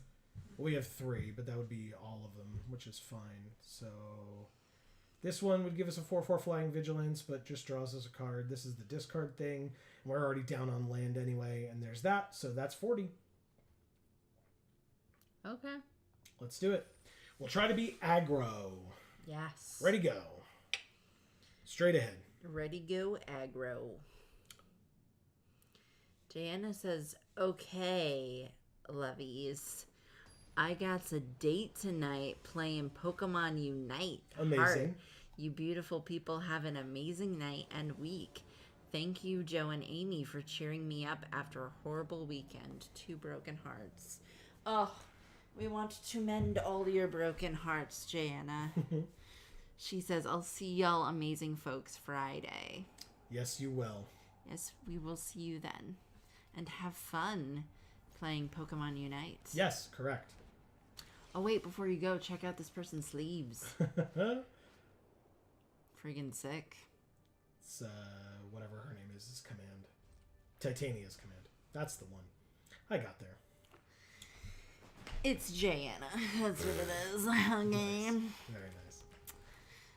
See, Helen says good luck, and Jana says thank you, Charles, with a heart. Let's do it. And for Erica, it looks like we have a... What's his face? Oh. This is Teo. Oh, it's Teo? Yeah. Oh, I can't really tell. I thought it was a... I can't remember his name. Meh. From White Black. Oh, Soren's love interest? Is that who you're thinking of? Killian is who I thought it Oh, was. Killian. Okay. I was like, he's like an Asian guy with an Irish name. And I knew it started with a K. There goes Realm Breaker's Grasp. Oh, but we can give it Pro White. Amazing. It is transformed. You definitely get Cascade. I really don't... Or Convoke, excuse me. And they get to untap their thing. You got it. It is untapped. Realm Breaker's Grasp. Nice draw. Jana says, me love it. Yeah, they sponsored me to do this sleeve. So I said, sure, I have some free time.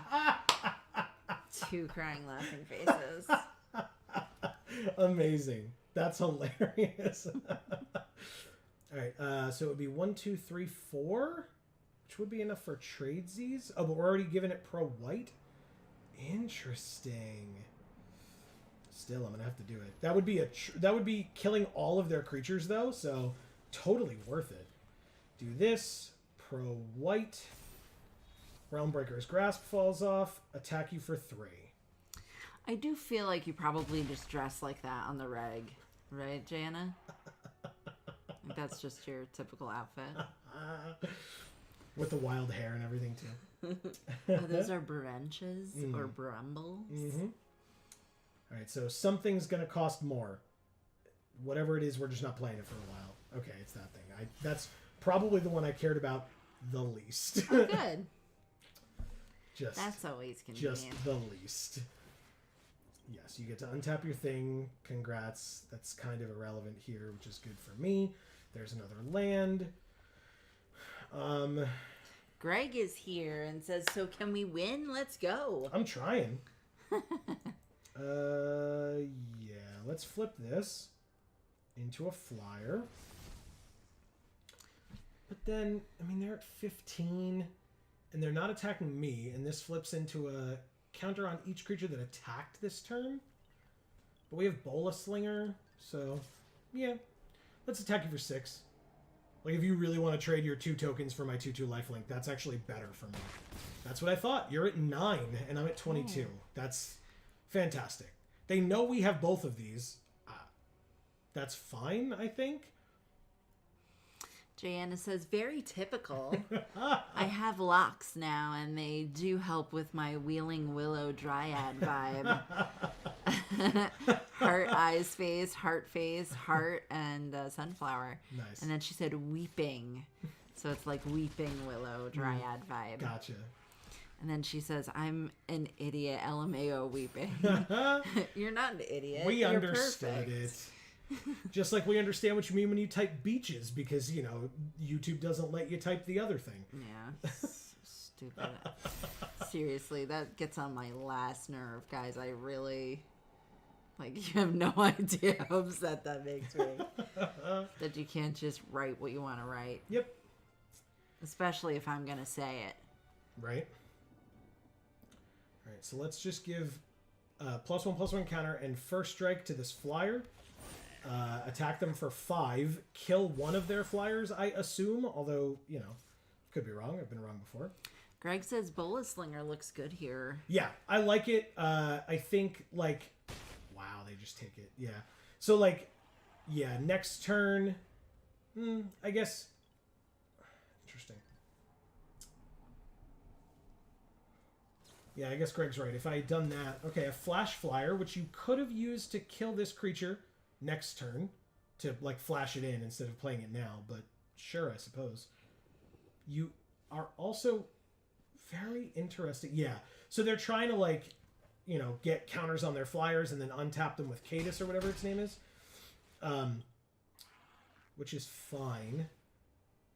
Yeah, so untap those two, they both get counters. That's an interesting combo, and it's good for them that they got it. How does this help us? 3 power first strike kills any of their flyers. And a 5/6 means they have to double block to kill that one. But there's also Bola Slinger. That's awkward. They don't know about it though. So let's do this first. 1, 2, 3. Yeah. 4, 5. Good. Okay. So we'll do this. Put the counter here.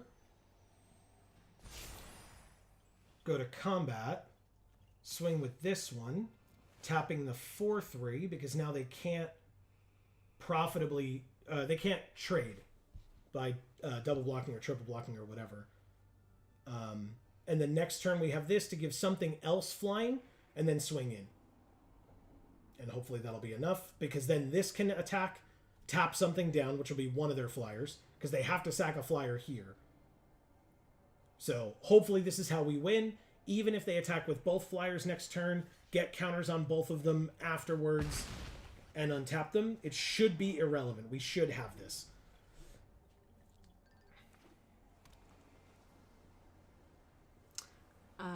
Greg says, seems pretty good. Yeah, that's my hope. Do we have any more Bola Slingers? We do not. They have one, apparently. Ah. But tapping something now is irrelevant. Because, like, I can't block their flyers anyway. It gives another counter, but I'm not concerned with that at all. So, yes, tapping something here is totally fine. They're just going to tap my first striker, I guess. That's fine. Do I need 5, 6, 7, 8, 9, 10, 11, 12? So I'm not dead here. They have 1 blue mana open, which could be a bounce spell. I'll still say no blocks this time. I think that, like... Worst comes to worst, I could have traded with the lifelinker against one of the tokens to gain 2 life so that I mitigate 2 damage and go up by 2, so I mitigate the other 2 damage as well. But that's fine. They all get counters. We drew another land, which we don't really need right now. But we just go like this.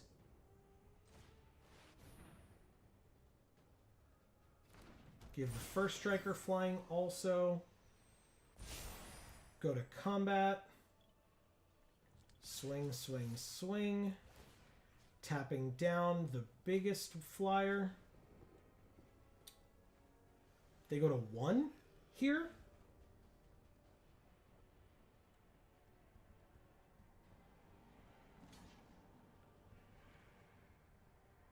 You can't do that. You have to block the 6/7 or you're dead. So you cannot block my 3/4 flyer. There you go.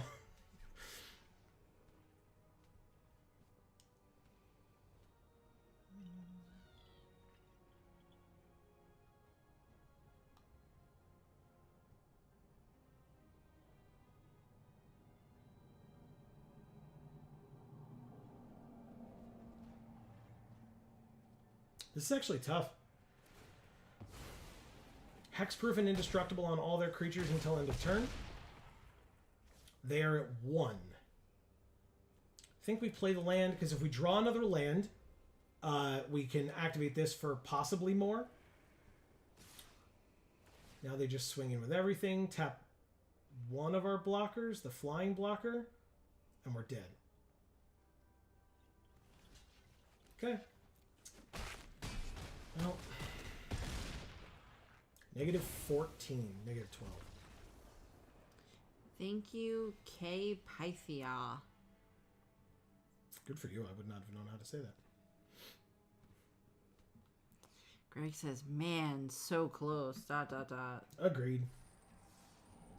Yeah, I don't even know. Like, attacking with my lifelinker there as well would not have made the difference, even though they went to 1, because they would have just blocked with one of their 3/3s on it. So. Or the other 3/3, I guess, because they blocked with the one of them. He says, I don't think we could have played that any different. I agree. I mean, maybe the Bola Slinger a turn earlier, so we could have been tapping things more, but we did the first strike. I'm not so sure. I think I agree with you. There's, like I said, slightly different line with playing the Bola Slinger before the first striker with the backup. 1, 2, 4, and 6. Seems awkward creature-wise. But I'm going to try it. I don't know. They mulliganed. That's a good sign. This person likes Jace. They mulliganed twice. Ooh. That's a very good sign for us. They'll like our puppet. Yeah, I like our puppet.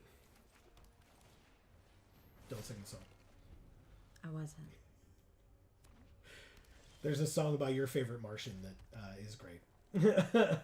Pass. I will probably do this end of turn, just because it's something to do with our mana this turn. Moment of Truth, top 3 of their library, 1 into their hand, 1 into their graveyard. I'm going to get a Plains. I thought it was my favorite Martian. It's your favorite Martian. Oh. Okay, so 1 land into the graveyard. Of course you drew another. Fuck. It's fine. Everything's fine. Attack for 2 haste.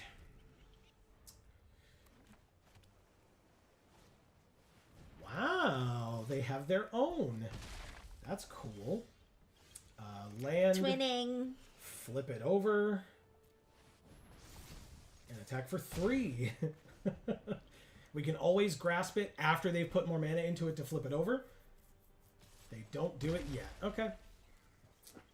Oh, nothing. Nothing else at all. Interesting. Why? Okay. Well, let's try this. See what happens. Bounce spell, counter spell, something. Combat. Attack for 4. Bounce spell. What a surprise. Who knew they could do something like that? God damn. Anyway, we'll do this. Re-equip so that if they don't flip, it can block. They don't flip. They draw 3, discard 1. It's pretty good for a deck that mulled to 5. It's very good. And they discard another Moment of Truth. Interesting. I block? I call your bluff? It just dies. I am confused. Greg is also confused. Yeah, I'm very confused. This seems great. Or a misclick. Right? I'm very confused. All right, let's give this a try. I'm not going to flip this yet. We can flip it next turn. I know Bola Slinger, like, we don't get the value out of it, but honestly, like, put as much pressure as possible on the field. I'm not aware of a board wipe in these 2 colors, is the famous last words that I'm going to say. Oh, God. It's fine. We have double Realm Breaker's Grasp in hand. Like, I feel okay right now. Plus, we flip this into a flyer. Like... There's a red sweeper. Okay. Good to know. I don't know the name, he says. Baral and Kari... It's a rare, he says. Okay. Baral and Kari Zev, whenever you cast your first... Okay, so this would not stop that in general, but we get to tap it with Bola Slinger anyway, so I don't really need Realmbreaker's Grasp right now. And this costs 1, and then it would be 4 to flip it, which we could also do this turn, instead of having to flip that. So combat, swing with everything, tapping your only option. You go to 3, play this, flip it by paying 2 life and going to 16, and ending our turn. He says swing. Yeah, I sure did. Like, why not? Yeah. Yeah. Yeah, basically, Baral and Karizev can do some, like, gross things where, like, they play one thing, then they can play a second thing, and, like, both of them are good for them because they play the second thing for free because of Baral and Karizev, but, like, at this point, like, with these two things, yeah, like, that just doesn't get to do anything now. We get to tap one and then put this on the other, and we just win. So, like, this goes here. Combat, swing, tap this one, and you're very dead. -9. Thank you, Maximu. Jesus. Yeah, I could have styled and put the second Realmbreaker's Grasp. Of course I had fun. I could have styled and put the second Realmbreaker's Grasp, but we know they have the bounce, or had bounce in the past. They have 4 cards in hand, so, like, there was a chance that they could have gotten out of that. I don't honestly know how off the top of my head, but, like, the last thing I want is to, like, get cocky, Right. play the 2 things out and be like, haha, here's all my Absolutely. stuff, and then have them, like, fight back, and then I feel like a shithead, so. And you would. Be a shithead or feel like a shithead? Feel like a shit. I thought you could have easily said both there. I would, No. would not have been offended at all. Not Both. a shithead. Ernie. Huh. The only Ernie that I'm aware of, like, in real life, besides obviously Bert End, would be Ernie Sabella. It's the only Ernie that I am aware of in existence. Okay. It's weird. I've never met an Ernie before. And Ernie Sabella I haven't met. I saw him live on stage, but that does not count. I'm not going to be that guy being like, I saw him live, so we're best friends now.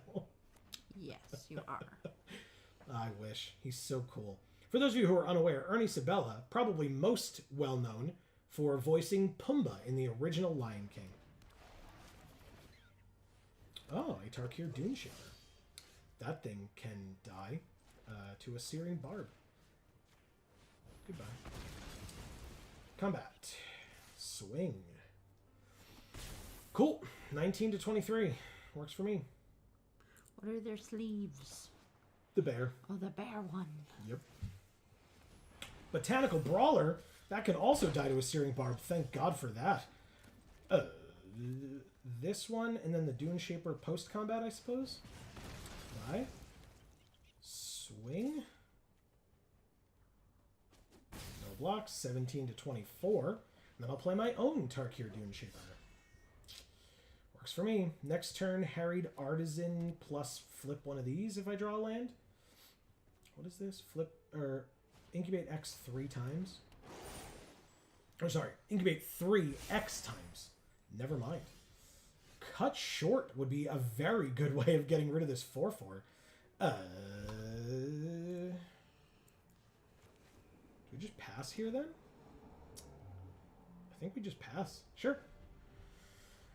They're going to attack with the 4/4 and we're just going to kill it with a cut short and then move on with our lives. Yeah. They could have a counterspell. They're in part blue. Pass to attackers. But if they do, we just take 4 and go to 20. Like, it's not the end of the world. I'll pay the 3 because I'm not convoking here. I guess I could have convoked and then flipped one of these, but never mind. We're good. Harried Artisan has haste. Let's try it. Combat. Swing with everybody. I assume they have something here. They have 4 mana open. It has 3 damage dealt to it. You got it. Take 3. 14 to 26. End of the turn. Okay. All right. A 5th land means we get to do this. Another Chomping Kavu. Unfortunate. Okay, well, that's not it this turn, but we gain a life. Why not? And then we play this. And we pass. That's actually a really good blocker for the Chomping Kavu. Good stuff. That Placid Rottentail just sitting there menacingly. That was a really bad Patrick. I'm sorry, everybody. Oh, shit. Oh, shit, that's funny. All right, well, we're not going to block the Chumping Kavu for a little while, but, I mean, 5/4 flyer that can attack this turn? Yes, please. Feels okay to me. God damn, that's funny. Okay. Wow. Wow, wow, wow. And then anything we draw next turn, we can still play this at minimum if we don't draw something good enough to play on its own. Flyer is dead. You got it. You got it. Not bad. Not bad at all. And it's a sorcery, so they couldn't have done it to this even if they had the mana open. Aerial Boost. Wow. I think it's still this. X equals 2. Auto pay. All of it. So we have 2 3-powered incubators. Go to combat. Swing here. If they trade, obviously we're okay. Now Nice. I feel a little bad now. Yeah. Tap this and this. +2/+2 and flying. Kill your Chomping Kavu. Our creature lives.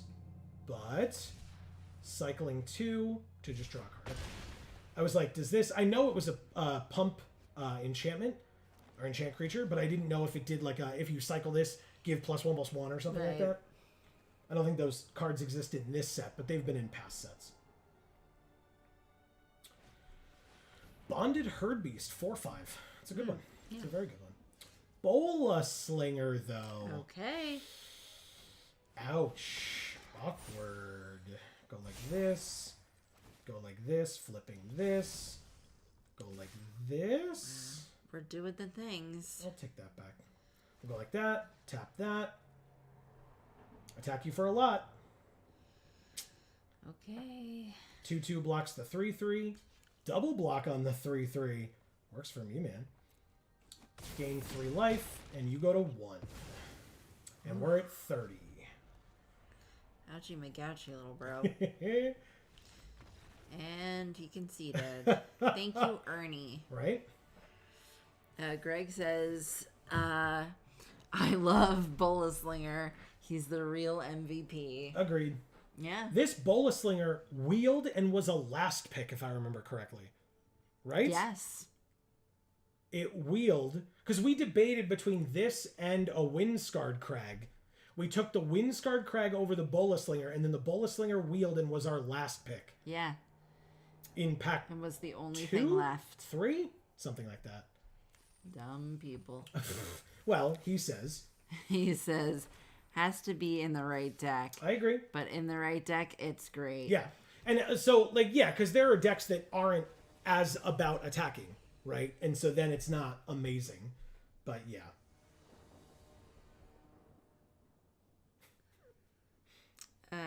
C. Holland says, and it's a common? It sure is. Look at this curve, man.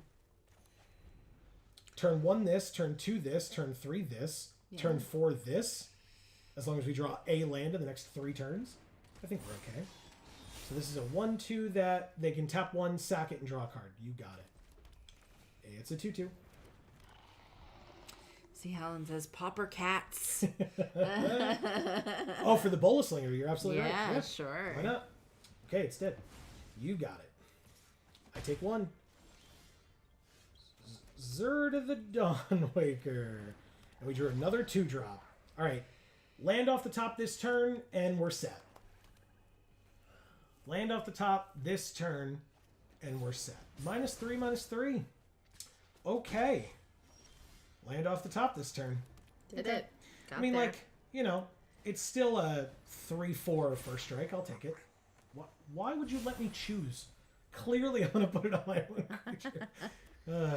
I'll give him a fighting chance. Well, You're will. welcome, Ultimate. I will say, there is that black legend card, the, like, 4/4 flyer or whatever, that, you just, like, I mean, this has first strike, right? So I just don't care. Oh. Yeah, we're still fine. Aerial Boost is in my hand, so we're good. If they double block here, that'd be sad for them. Okay, that's fine. It happens.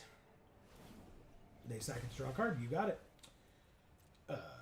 Good to know. I don't need to do anything. I can just hold off. I'll probably do this. End of their turn.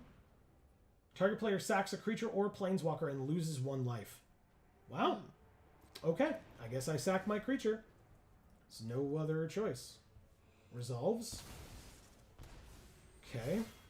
18. Down to 15 on attacks here. Oh, never mind. They put their battle to 1. Okay. 3 mana Timuret.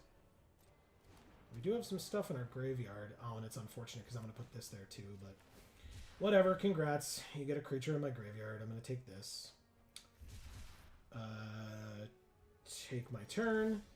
Drew a Searing Barb, which kills the Etched Familiar, not Timuret. I'm just going to Progenitor Exarch for 2 again. Okay. Very good. Is that thing a cat? This? Yeah. It's a Phyrexian Cat Cleric. There you go. We're talking about cats. Wow. See, Holland wanted that kitten and he can't have it because he's too far away. So we'll talk about cats. So double attack on this thing. It absolutely flips. Do I care? What does it do again? At the beginning of your end step, put a counter on it if a permanent was put into a graveyard from the battlefield this turn. None were. But so I just go like this and like this and kill it? I guess.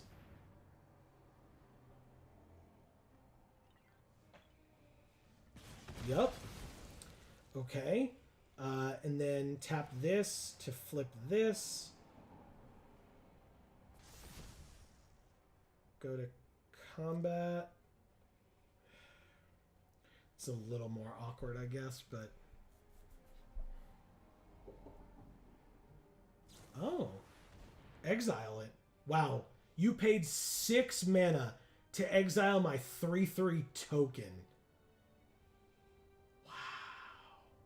You got it. And they get to incubate 3 themselves. Okay. We have 5 cards in our graveyard. They have 5 cards in their graveyard. I think we do this. Honestly. Because now Timuret can't activate its ability. They can't exile cards from graveyards. Sorry about the noise. They can't exile cards from graveyards and gain life anymore. And that works for me, to be honest. I'll take 6. Yep, I go to 12. It's annoying, but fine. Scrappy Bruiser is a 3/4. We drew another land. Don't do this to me again. Alright, so activate this for 2. Activate this for 2.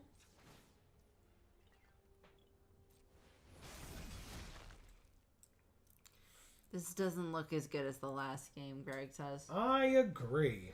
We have the White Wrath, right? We do not. That'd be nice, huh? Alright, so 3/4, 3/3, and 3/2. +2/+0 and trample, huh? My hair is itching me. Return that creature to its owner's hand at the end of combat. Yeah, you can't give it to that token. Don't make that mistake. Targeting itself? So it becomes a 5/4? And this would make this a 5/5, which means they would just trade. That's annoying, but yeah, I guess I have to. I have to try to get rid of this thing, I guess. Pay the 2.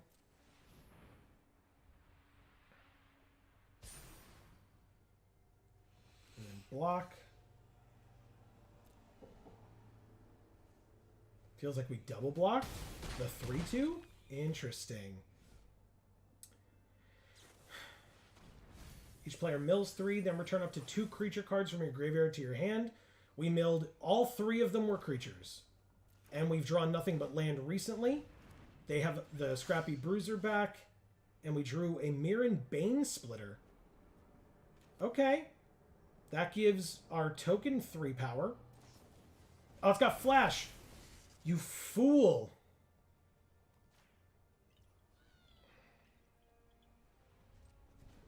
Pass. Awkward. Very awkward. Bring this thing back up on something.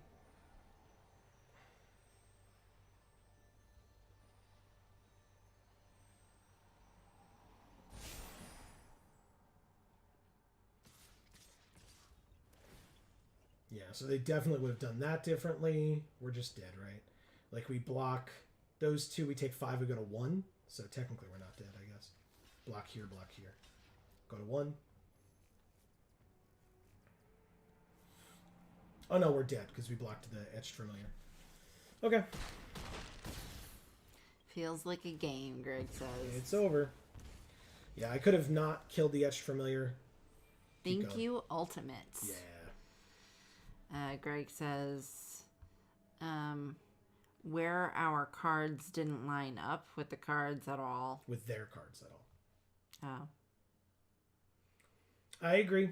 It was, yeah, I mean, I misplayed a couple times, but I don't think that's why we lost. I just think that's why we didn't stay alive longer, if that makes sense.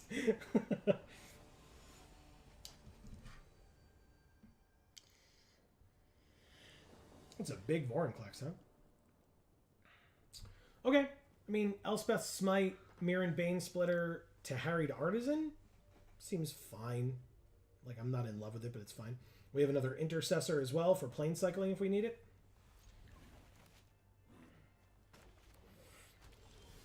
Oh, and Zerta. Okay. Zerta's cool. Makes our equipment a lot better. Oh God, sorry everybody. Right in front of the microphone. I'm fucking up over here. Jesus. Realmbreaker's grasping it. Greg says, oh God. Alright, we will pass. Sorry, everybody. We have a bottle. Everything's fine. Yeah, we have an empty water bottle right next to the microphone for some reason. Greg says, Amy wrecking the joint, lol. Alright, so this still does 3 damage, right? So we're good, actually. They're going to give it, yeah, good. That's the proper play. It's just not going to work for you here, so. Because it's attacking or blocking, not tapped, which is very relevant. It's dead. And it's exiled, in fact. Take my turn. Play the land. Play Zerta the Dawnwaker. Okay. Oh, interesting. So next turn, because we did that, next turn we can play Harried Artisan and give it the Bane Splitter.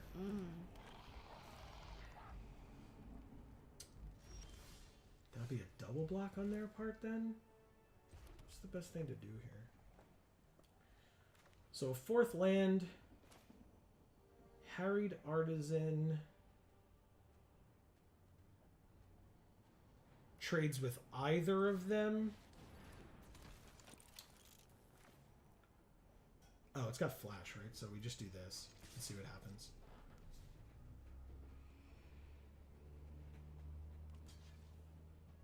Awesome. Yeah, we've got the 1 mana anyway. No reason to do it otherwise, so we just do that. They're at 16, but now they're at 18 and we're at 18. Cool, let's do it. Okay. Oh, you can click the bears now?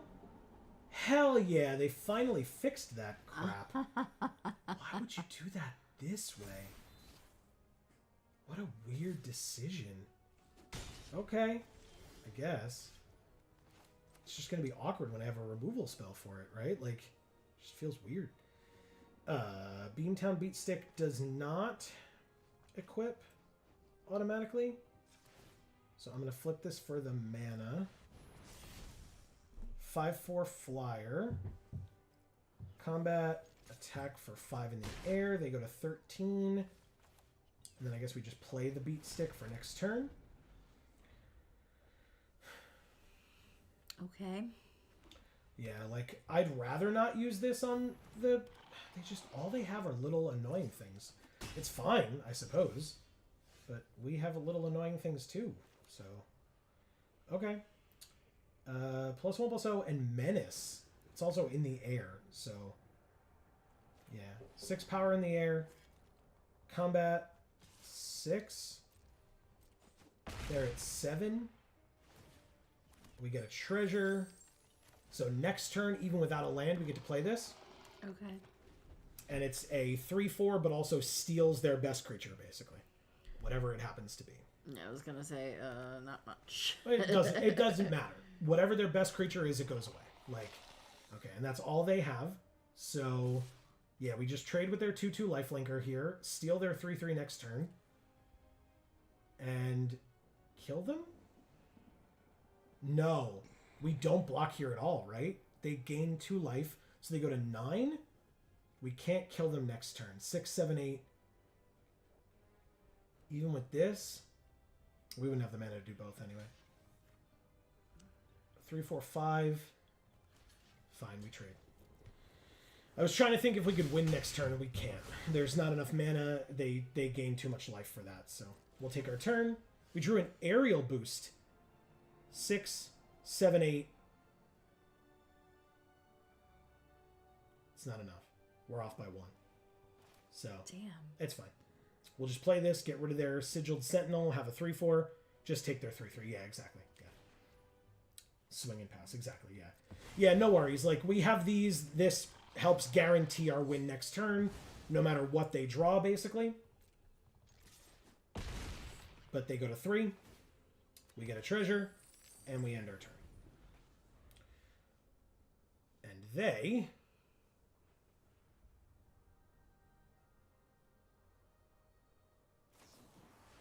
exile our 6/4. You got it. No, it doesn't matter. This stops their 1/1 from blocking, and we kill them. Okay. And if they attack to try to gain the life first, we have equipment to make our creature bigger first, and then we win regardless. So, Okay. yeah, there it is. Thank you, Samurai Chapato. I don't know why they conceded. Oh, Menace. One of them gives Menace. Never mind. That's why they conceded. Yeah. You ranked up, silver tier 3. Hooray. Yeah, we had lethal on board. That's my bad. I forget. Okay. Ah, Mastery Orb. Nice. In fact, what does that get us? Can you see the deck? You sure can see the deck. Sorry, Amy, I didn't mean to steal your thing. It's fine. Okay, so we're working our way towards Yargle and Multani. We're one away Yes. because we're taking Invasion of Fiora now. Nice. Yeah, I think we can play at least one more. Is that fine? Sure. Yeah. Invasion of Fiora flips into Marchesa, Resolute Monarch. Cool. She is very cool. But yeah, we can show the deck off. Why not? Go like this. Down to here. Here is the deck. Very low curve, so we are down 1 land, but we have 2 Plane Cyclers, which are also 6 drops. We have 1 5-drop, 2 4-drops. Everything else is lower. And then the Beamtown Beatstick also makes treasure, as we saw, which helps to play the 6 costers. But yeah, there's literally nothing, I think, that this deck has that has not been seen yet, in my opinion. Or if I remember correctly. Seems like a lot of equipment. Yeah, so, I mean, Zerda helps a little bit with that in making their equip costs be 1 if Zerda's out, which is nice. How many creatures? 13. 13 creatures, 11 none. And then for, like, creatures that we have here that we're not using, we have Invasion of Mercadia that we're not playing because we're down a land. So I figured, like, discarding land is not as much an option. We had thought we were going the Knights route, so we had Zalfirian Lancer, Knight of the New Coalition, and Sword Sworn Cavalier. We also had 2 more Red Cap Heel Slashers that we took out because, again, top end of the curve. And then there was a point where we thought we might go green, so we had Bonded Herd Beast and Lathiel the Bounteous Dawn, as well as the Skittering Surveyor to help out. So, Yeah, so pretty much no changes. yeah. In or the, good changes. in the deck, 0 Knights, and then in the side, 1 2, 3, and then if you count that, 4. And then one of our battles makes a knight technically as well when it enters for 3. So like 4 knights, but the 4th one is kind of not real. well, I mean it is. Like if it hits the field, it still counts towards this, but that's kind of the only thing. Oh, and this is a knight. It makes a second knight, so it counts as 2 knights, but still. All right. But yeah, so that's the deck that we've been kind of working with at this point. Yeah, let's keep going. I think we're okay to play, one Just or finish 2 this more. off. Yeah. Because basically, if we look, we're 3 and 2. Yeah. What does the full art battle do? Hold. Gain 4 draw card when you play it for 3, and then if you deal it 5, it becomes a 4/4 flying vigilance. So the biggest issue with this is just that we're trying to be aggro, and this removes us from that, right? Yeah. Like, because then we're attacking this thing, which of course allows us to be more of a beatdown, but like we could just kill them instead. If we're able to hit the battle, we could be hitting them for that much as well. Right, exactly. And in aggro strategies in this format, I feel like these are a bit of a distraction. And C. Holland had kind of mentioned that as well.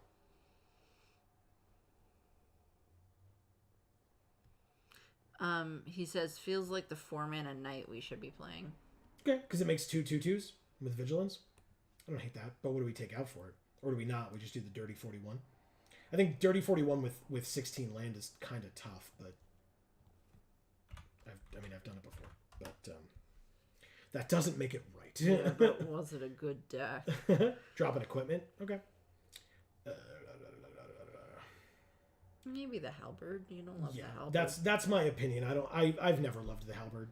It's fine. Like with Zerda, it's great, and like playing it immediately is cool to give the +2, but it doesn't save the creature in combat. It just makes it be a trade where it might not have been before.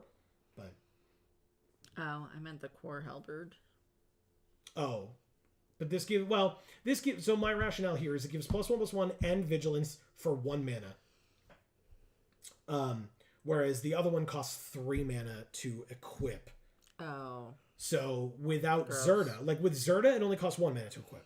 Right. But without Zerda, it costs 3 mana to re-equip. It's just that when you play it, it auto-equips, it auto-attaches. Yeah. So like in that moment, it's very good. And then it just kind of sits there. Mamba forever. Nice. Yeah, then it just kind of sits there forever until you decide to use it. Ugh, this is so slow. This hand feels good. Like, I probably keep this, to be honest. Because these are both plane cyclers, so we could cycle at least one, hope that we draw more land. Okay. Like, that gets us our 3rd land at least for this. We have 2 of these for 2. It's just that, yeah. Okay. Fine. Yeah. And who knows, maybe we just draw another land between now and turn 3, and we can just play this instead of... Or turn 2, I guess. Nope, we don't. Okay.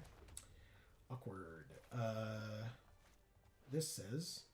Okay, so this can't be blocked anyway, so there's not really a reason to play this right now. I think we just...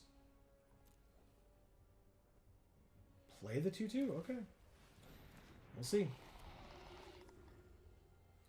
Again, I guess if we draw the land, we get to play one of these. So, but yeah, it can't be blocked anyway. It's power or toughness. It's power or toughness. It can't be blocked. Okay. Creatures you control with power or toughness 1 or less can't be blocked. Okay, so post attacks where I couldn't block, they then made it a 4/3 and drew a card, which is pretty sick. But yeah. All right, so I get a land. Play the land. Attack for 2. Gain the 2. Go to 18. 18 all.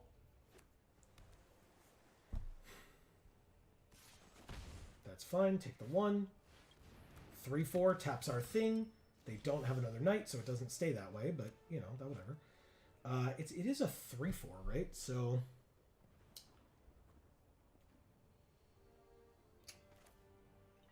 Ugh, that feels awkward. So we have 3 mana. We could just play this as a 4/3. Yeah. Yeah. All right. I can grasp it next turn if I really have to. But basically, let's just see. Okay. Okay. 3/4 flyer. Very nice. And no attacks. Good stuff. Okay. So, I mean, now it's on here instead.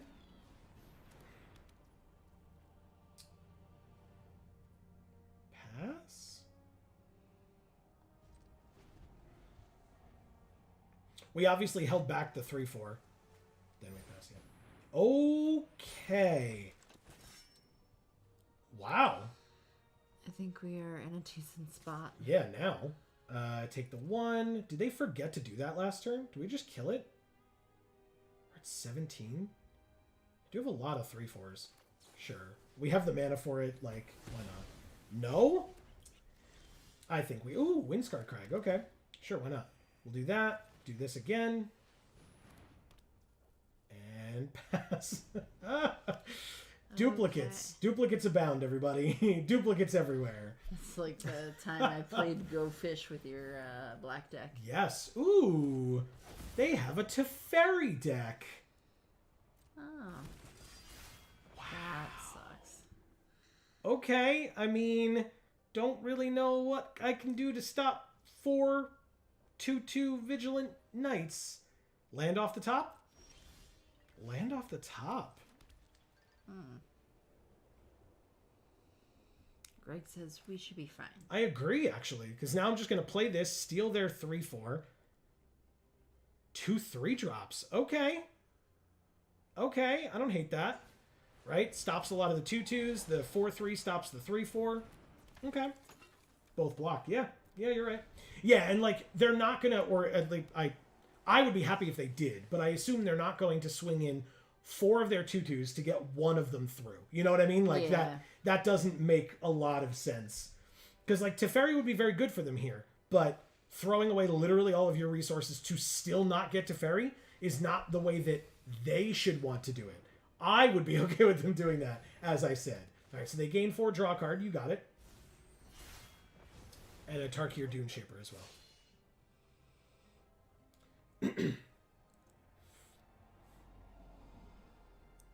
And we have the Interceptor for their best card. Intercessor, but yes. No. It's fine. It's not like Intercessor. Is that a thing? It probably is because they've used it, but like it's like a $5 word. So it's not a thing I've ever heard of. All right. Yeah, they're really debating on these attacks, which is great. Good. Attack with everything. Just everything. Just turn it all sideways. Although those all have vigilance, so just push them forward. Oh, they're doing it. Okay, yeah. This thing that can't attack because I don't have the backup creature yet. Works for me. Good trade. Nice. There's a land off the top, which we didn't need. Guess we could Zerta, but there's really no reason for that.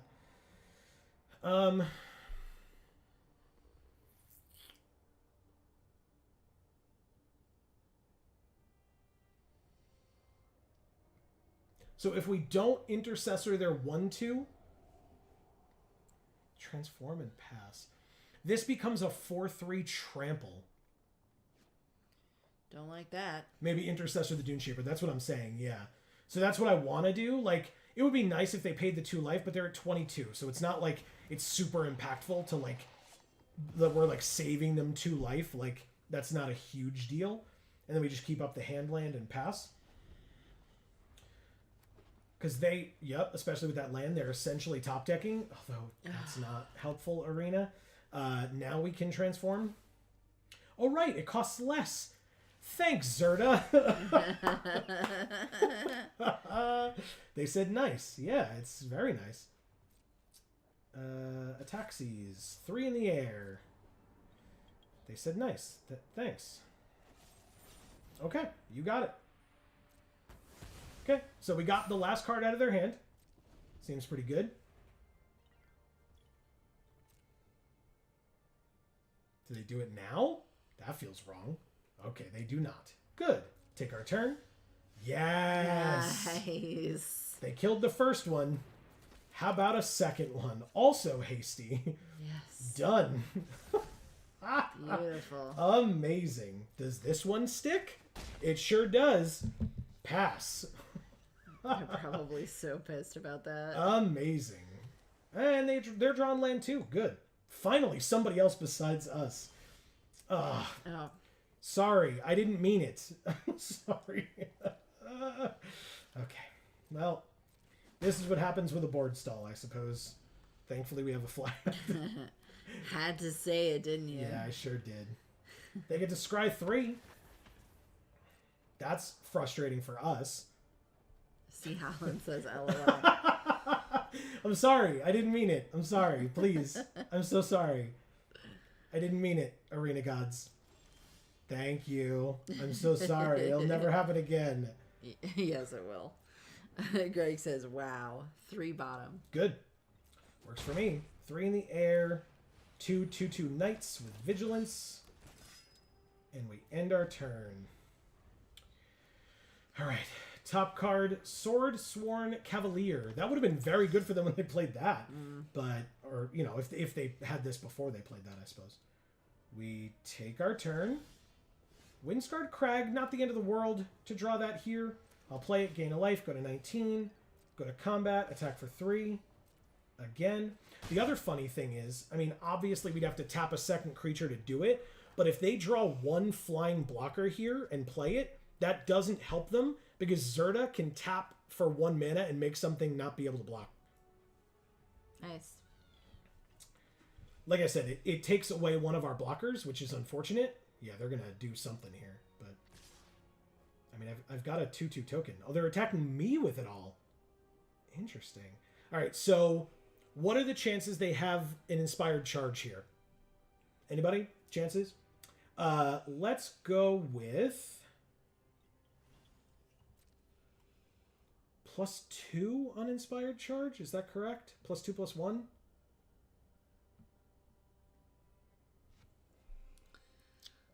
I couldn't tell you, obviously. Feels like we block as if they don't. All right, I'm down.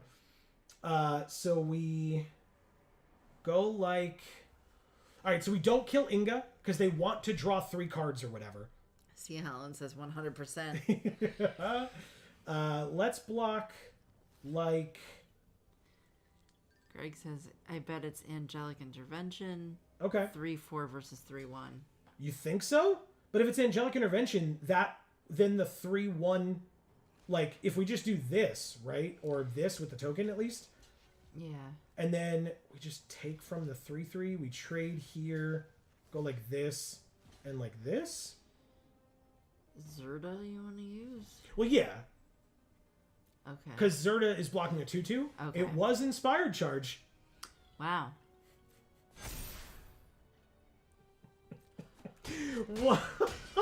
What a draw for them. Good for you. Okay. Inga did not die. They get their Tarkir Dune Shaper back, which they now can flip for 2 life. That sucks. He says, sure. Wow. Yeah, that's the game, And I we think. just keep drawing land. Yeah, no, that's game. Like, I don't really know what else we're That doing here. sucks. Swing? I mean, they're flipping all of their shit this turn and getting a 4/4 flyer. So, like, they're gonna attack these battles. He says only Jans. Yeah. Yeah, they get a 4/4 flyer and a Teferi Planeswalker this turn. Because they top-decked Inspired Charge.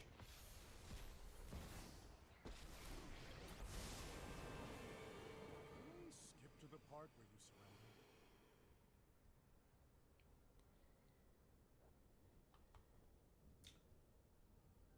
So, there's literally nothing that we can draw that lets us win this turn unless we attack them. What does Teferi do? They get an emblem. Tap. We'll hit you into last week. Shuffle target non-land permanent an opponent controls into its owner's library. So literally our last card they get to just shuffle back into our deck. and we drew an equipment. We're at 16, 4, 8, 11, 13, 15.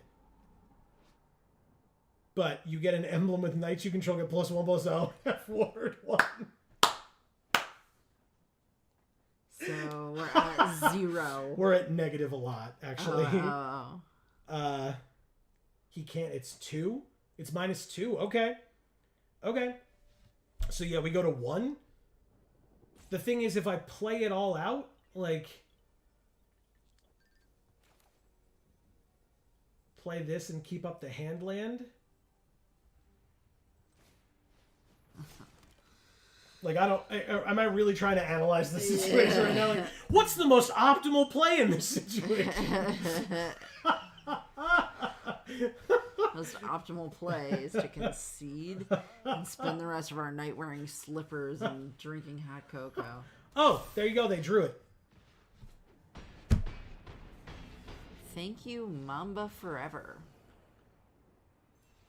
To be fair, they probably went through their whole deck. He says, wow, like, come on. Yeah, I mean, don't forget, they bottomed 3 cards. They had 12 cards left in their library, right? So let's go through that. They bottomed 3 cards that we know, that I remember, right, from Inga.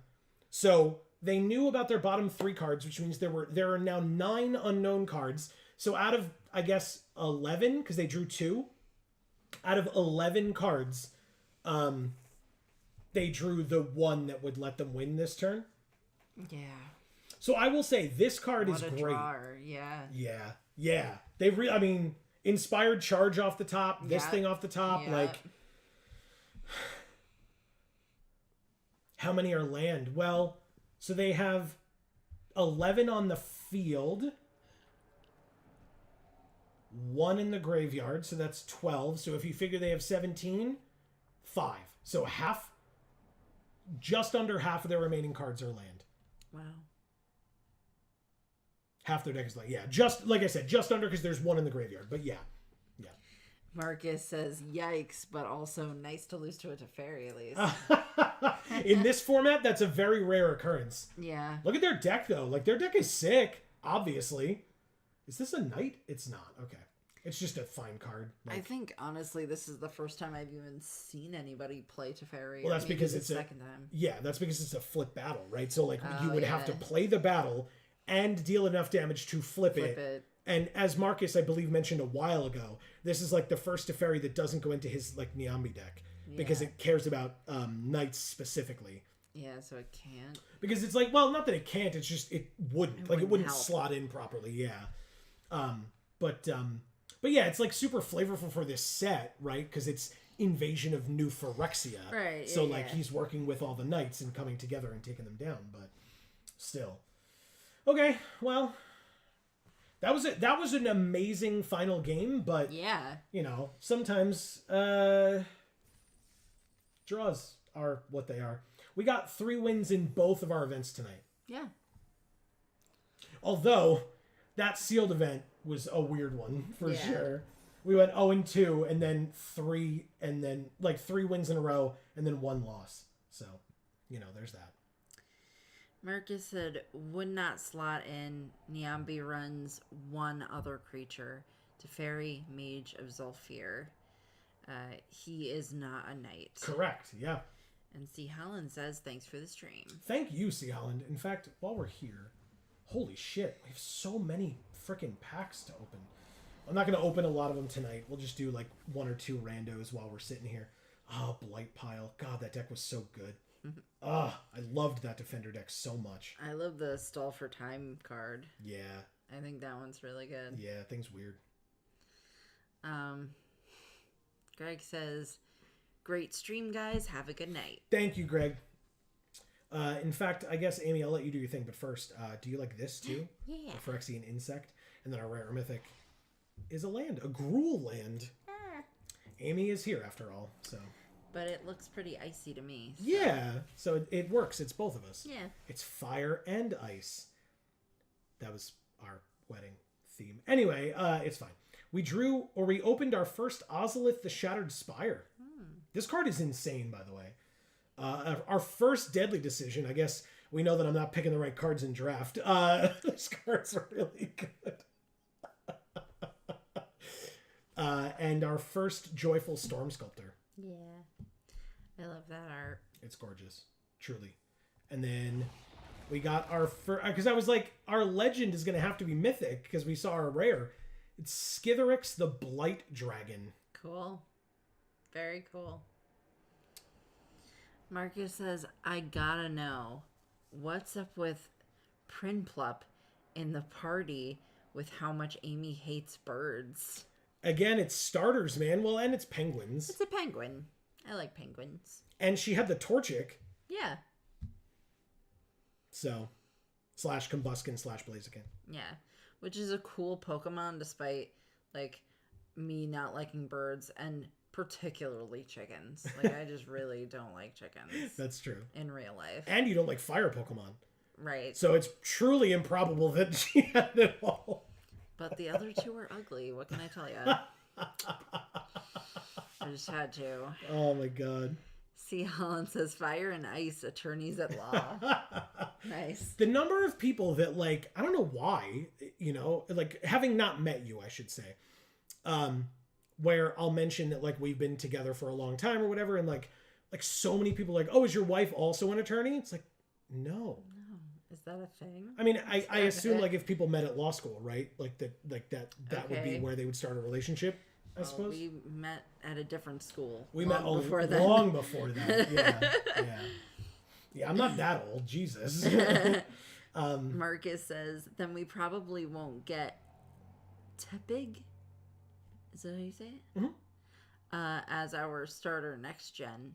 Sad sauce. I'm not so sure, Marcus. I'm gonna leave it up to Amy, but I have thoughts. Like, when we go into things, obviously it's all Amy. I do my best to not influence anything at all, but I have guesses as to what her choice would be at any given turn. And I mean, you saw in that first episode for 4th gen here that you really struggled with the Turtwig versus Piplup Yeah. choice. That was hard. So, we have not, I will say we have not started Gen 5 yet, but I'm really getting the itch. Just throwing that out there. And, yeah, I'm looking forward to seeing what Amy chooses. Because I have a guess, but I can't know which way she's going to go. So, we shall see. Okay. But yeah, we got Skitherix the Blight Dragon. Yeah, that's pretty sick. It's really sick. It's a 5-mana 4/4 flying infect. Oh. So it deals damage in the form of poison counters to players or -1/-1 counters to creatures. Oh. So like if you block with a 6/6 flyer on this, it becomes a 2/2. Like it Wow. gets 4 -1/-1 counters and becomes a 2/2. Marcus says Gen 5 has the best starters. It's going to be a tough choice. I'm very We'll much see. looking forward to it. To, like I said, getting into it. I'm getting the itch. Gen 5 I love. I've said that before. It's probably my second favorite gen after first. And I don't know how much of first gen, my love for first gen is nostalgia and like that, like it was what I grew up with, and how much of it is that it truly is just, I think, the best. So, Okay. yeah, but we'll see. Speaking of folks in chat and reading stuff in chat, Yeah. Amy, why don't you do some stuff? Okay. Marcus, thank you so much for being here and being so active in chat tonight and just being your general awesome self, because, you know, you just always are. What can I say? And you got to watch a Teferi win in draft, which is probably not often. Legit, yes. He says, well, second best. Gen 3 has Mudkip. You're not winning that one with this woman here. I Nope. apologize, but I truly don't have strong feelings. Like it's fine.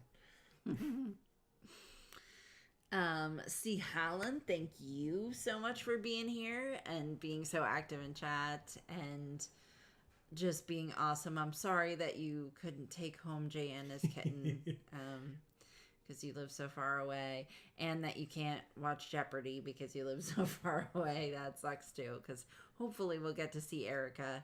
That'll be really cool. I really wanted to make a sexual joke about what you said. Oh, you said that C. Holland couldn't take home Jayanna's kitten. Wow. Just anyway, moving on. Maybe on a really good day, you know. Just catch her on a really good day, maybe.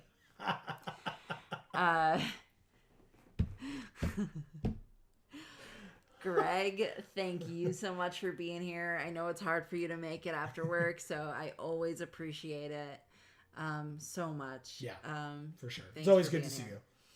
you.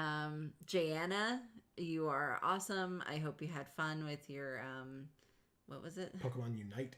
That Pokemon Unite. Let's see. Erica, you are awesome, and I really, truly do hope that you get to be on Jeopardy because that would be fucking sick. So yes, hopefully. Agreed. Dave Mann, thank you so much for being here. It really means a lot, especially during the month of May when you are a busy AF, helping the children. Exactly. Over at the Children's Hospital. Which, again, as a friendly reminder, Dave and his awesome community are raising money for St. Jude Children's Research Hospital through St. Jude Play Live this month, throughout the month of May. He is already almost at his goal, and honestly, Love Alec was streaming tonight, so it's possible that, well, I think Alec had his own goal separate from Dave's, but still, that their team has been going towards their goal, and May is, it's the 8th. Like, we're not... Like, it just started. But I will say he has hinted, and I don't have any inside baseball on this, I'm just saying, Dave has hinted that if and when he reaches his goal, he has like stretch goals and things like that for like what will happen when he gets to other milestones and stuff. I can't promise that because, like I said, this is stuff that he has hinted at but not definitively said, and I don't have any inside knowledge. But I do know that if you want to support his efforts, twitch.tv/DAM314 is where you should go. You can also check out twitch.tv/InsaneGamesTV_. And he does stuff over there as well. In fact, Wednesday is the Weekend Wednesday, where Dave will be Wednesday at Insane Games TV _ on Twitch. But yeah, awesome group of folks over there doing amazing things for charity. Shout outs to them. Again, if you have the means, definitely you should support. If you don't have the means, do not hesitate to go and show your support by being there anyway. Yes. Because don't forget, the number of people in the stream makes the stream viewable to others more readily. Right. So even just being there is enough support, even if you can't financially support, because trust me, we have been and may currently even be in that boat. But showing up and being a body, being active in chat, if that is something you're interested in doing to support the cause, truly goes a very long way. And I know Dave always appreciates it, and we appreciate it as well. Yeah, even just popping in saying, hey, you know, Joe and Amy told me to come here, you know, that will make him just so happy that, you know, you showed up. Sure. For those of you who are unaware, I've known Dave probably about the same amount of time I've known you, maybe a little bit longer. I was 15 when I met Dave, so I was probably about 15 when I met you as well. Yes. So I might have known you a little bit longer than him, like so. Literally a couple of months. Oh, maybe, yeah. Right, like it was right before the end of that school year, and then I met him that summer. So yeah, I've known Amy and Dave about the same amount of time, and Amy will tell you it probably. And he loves us both the same. I was just gonna make the joke. It was probably 50-50 about Amy and I ending up together versus me and Dave. So yeah, there you go. Same joke. Yep. So. We love him. He's an amazing. Okay. If I didn't marry you, I would have married him. So. Get in line. Anyway, his wife is lovely, and we love her. Yes. Well, so. And she's probably. She would get it. God bless her. She's probably like not listening to us right now. No. But if she was, she'd probably just laugh her ass off. Yep. Very, very much so. So yeah, that is obviously going to be the end of this particular stream. Obviously, if you have... Did we get everybody? Yes. Okay. Yes. I wasn't sure if I missed somebody at the beginning. No, you're good, yeah. But yeah, so that is the end of this particular stream. Thank you all so very much for being here. I haven't talked about like any of our stuff tonight either. But just as a reminder really quickly, because hopefully you'll be back here for more things, but links down in the description box below for Video Games for All. And Gluten Free for All. You should go check those channels out as well. And whether you are here or at either of those channels, please make sure to subscribe and ring that bell so that you will get notifications whenever any of our videos come out, or if you're here on this channel, whenever we go live, which is every Monday at 8 p.m. Eastern for Magic the Gathering Arena. So if you are only here for that, no worries. We would love to see you next Monday.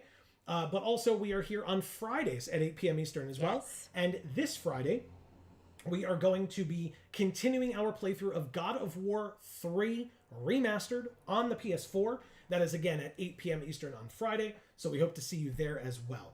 But for now, from us here at the Geek for All family of channels, nope. I almost forgot, but I didn't. Just trying to do the closeout here.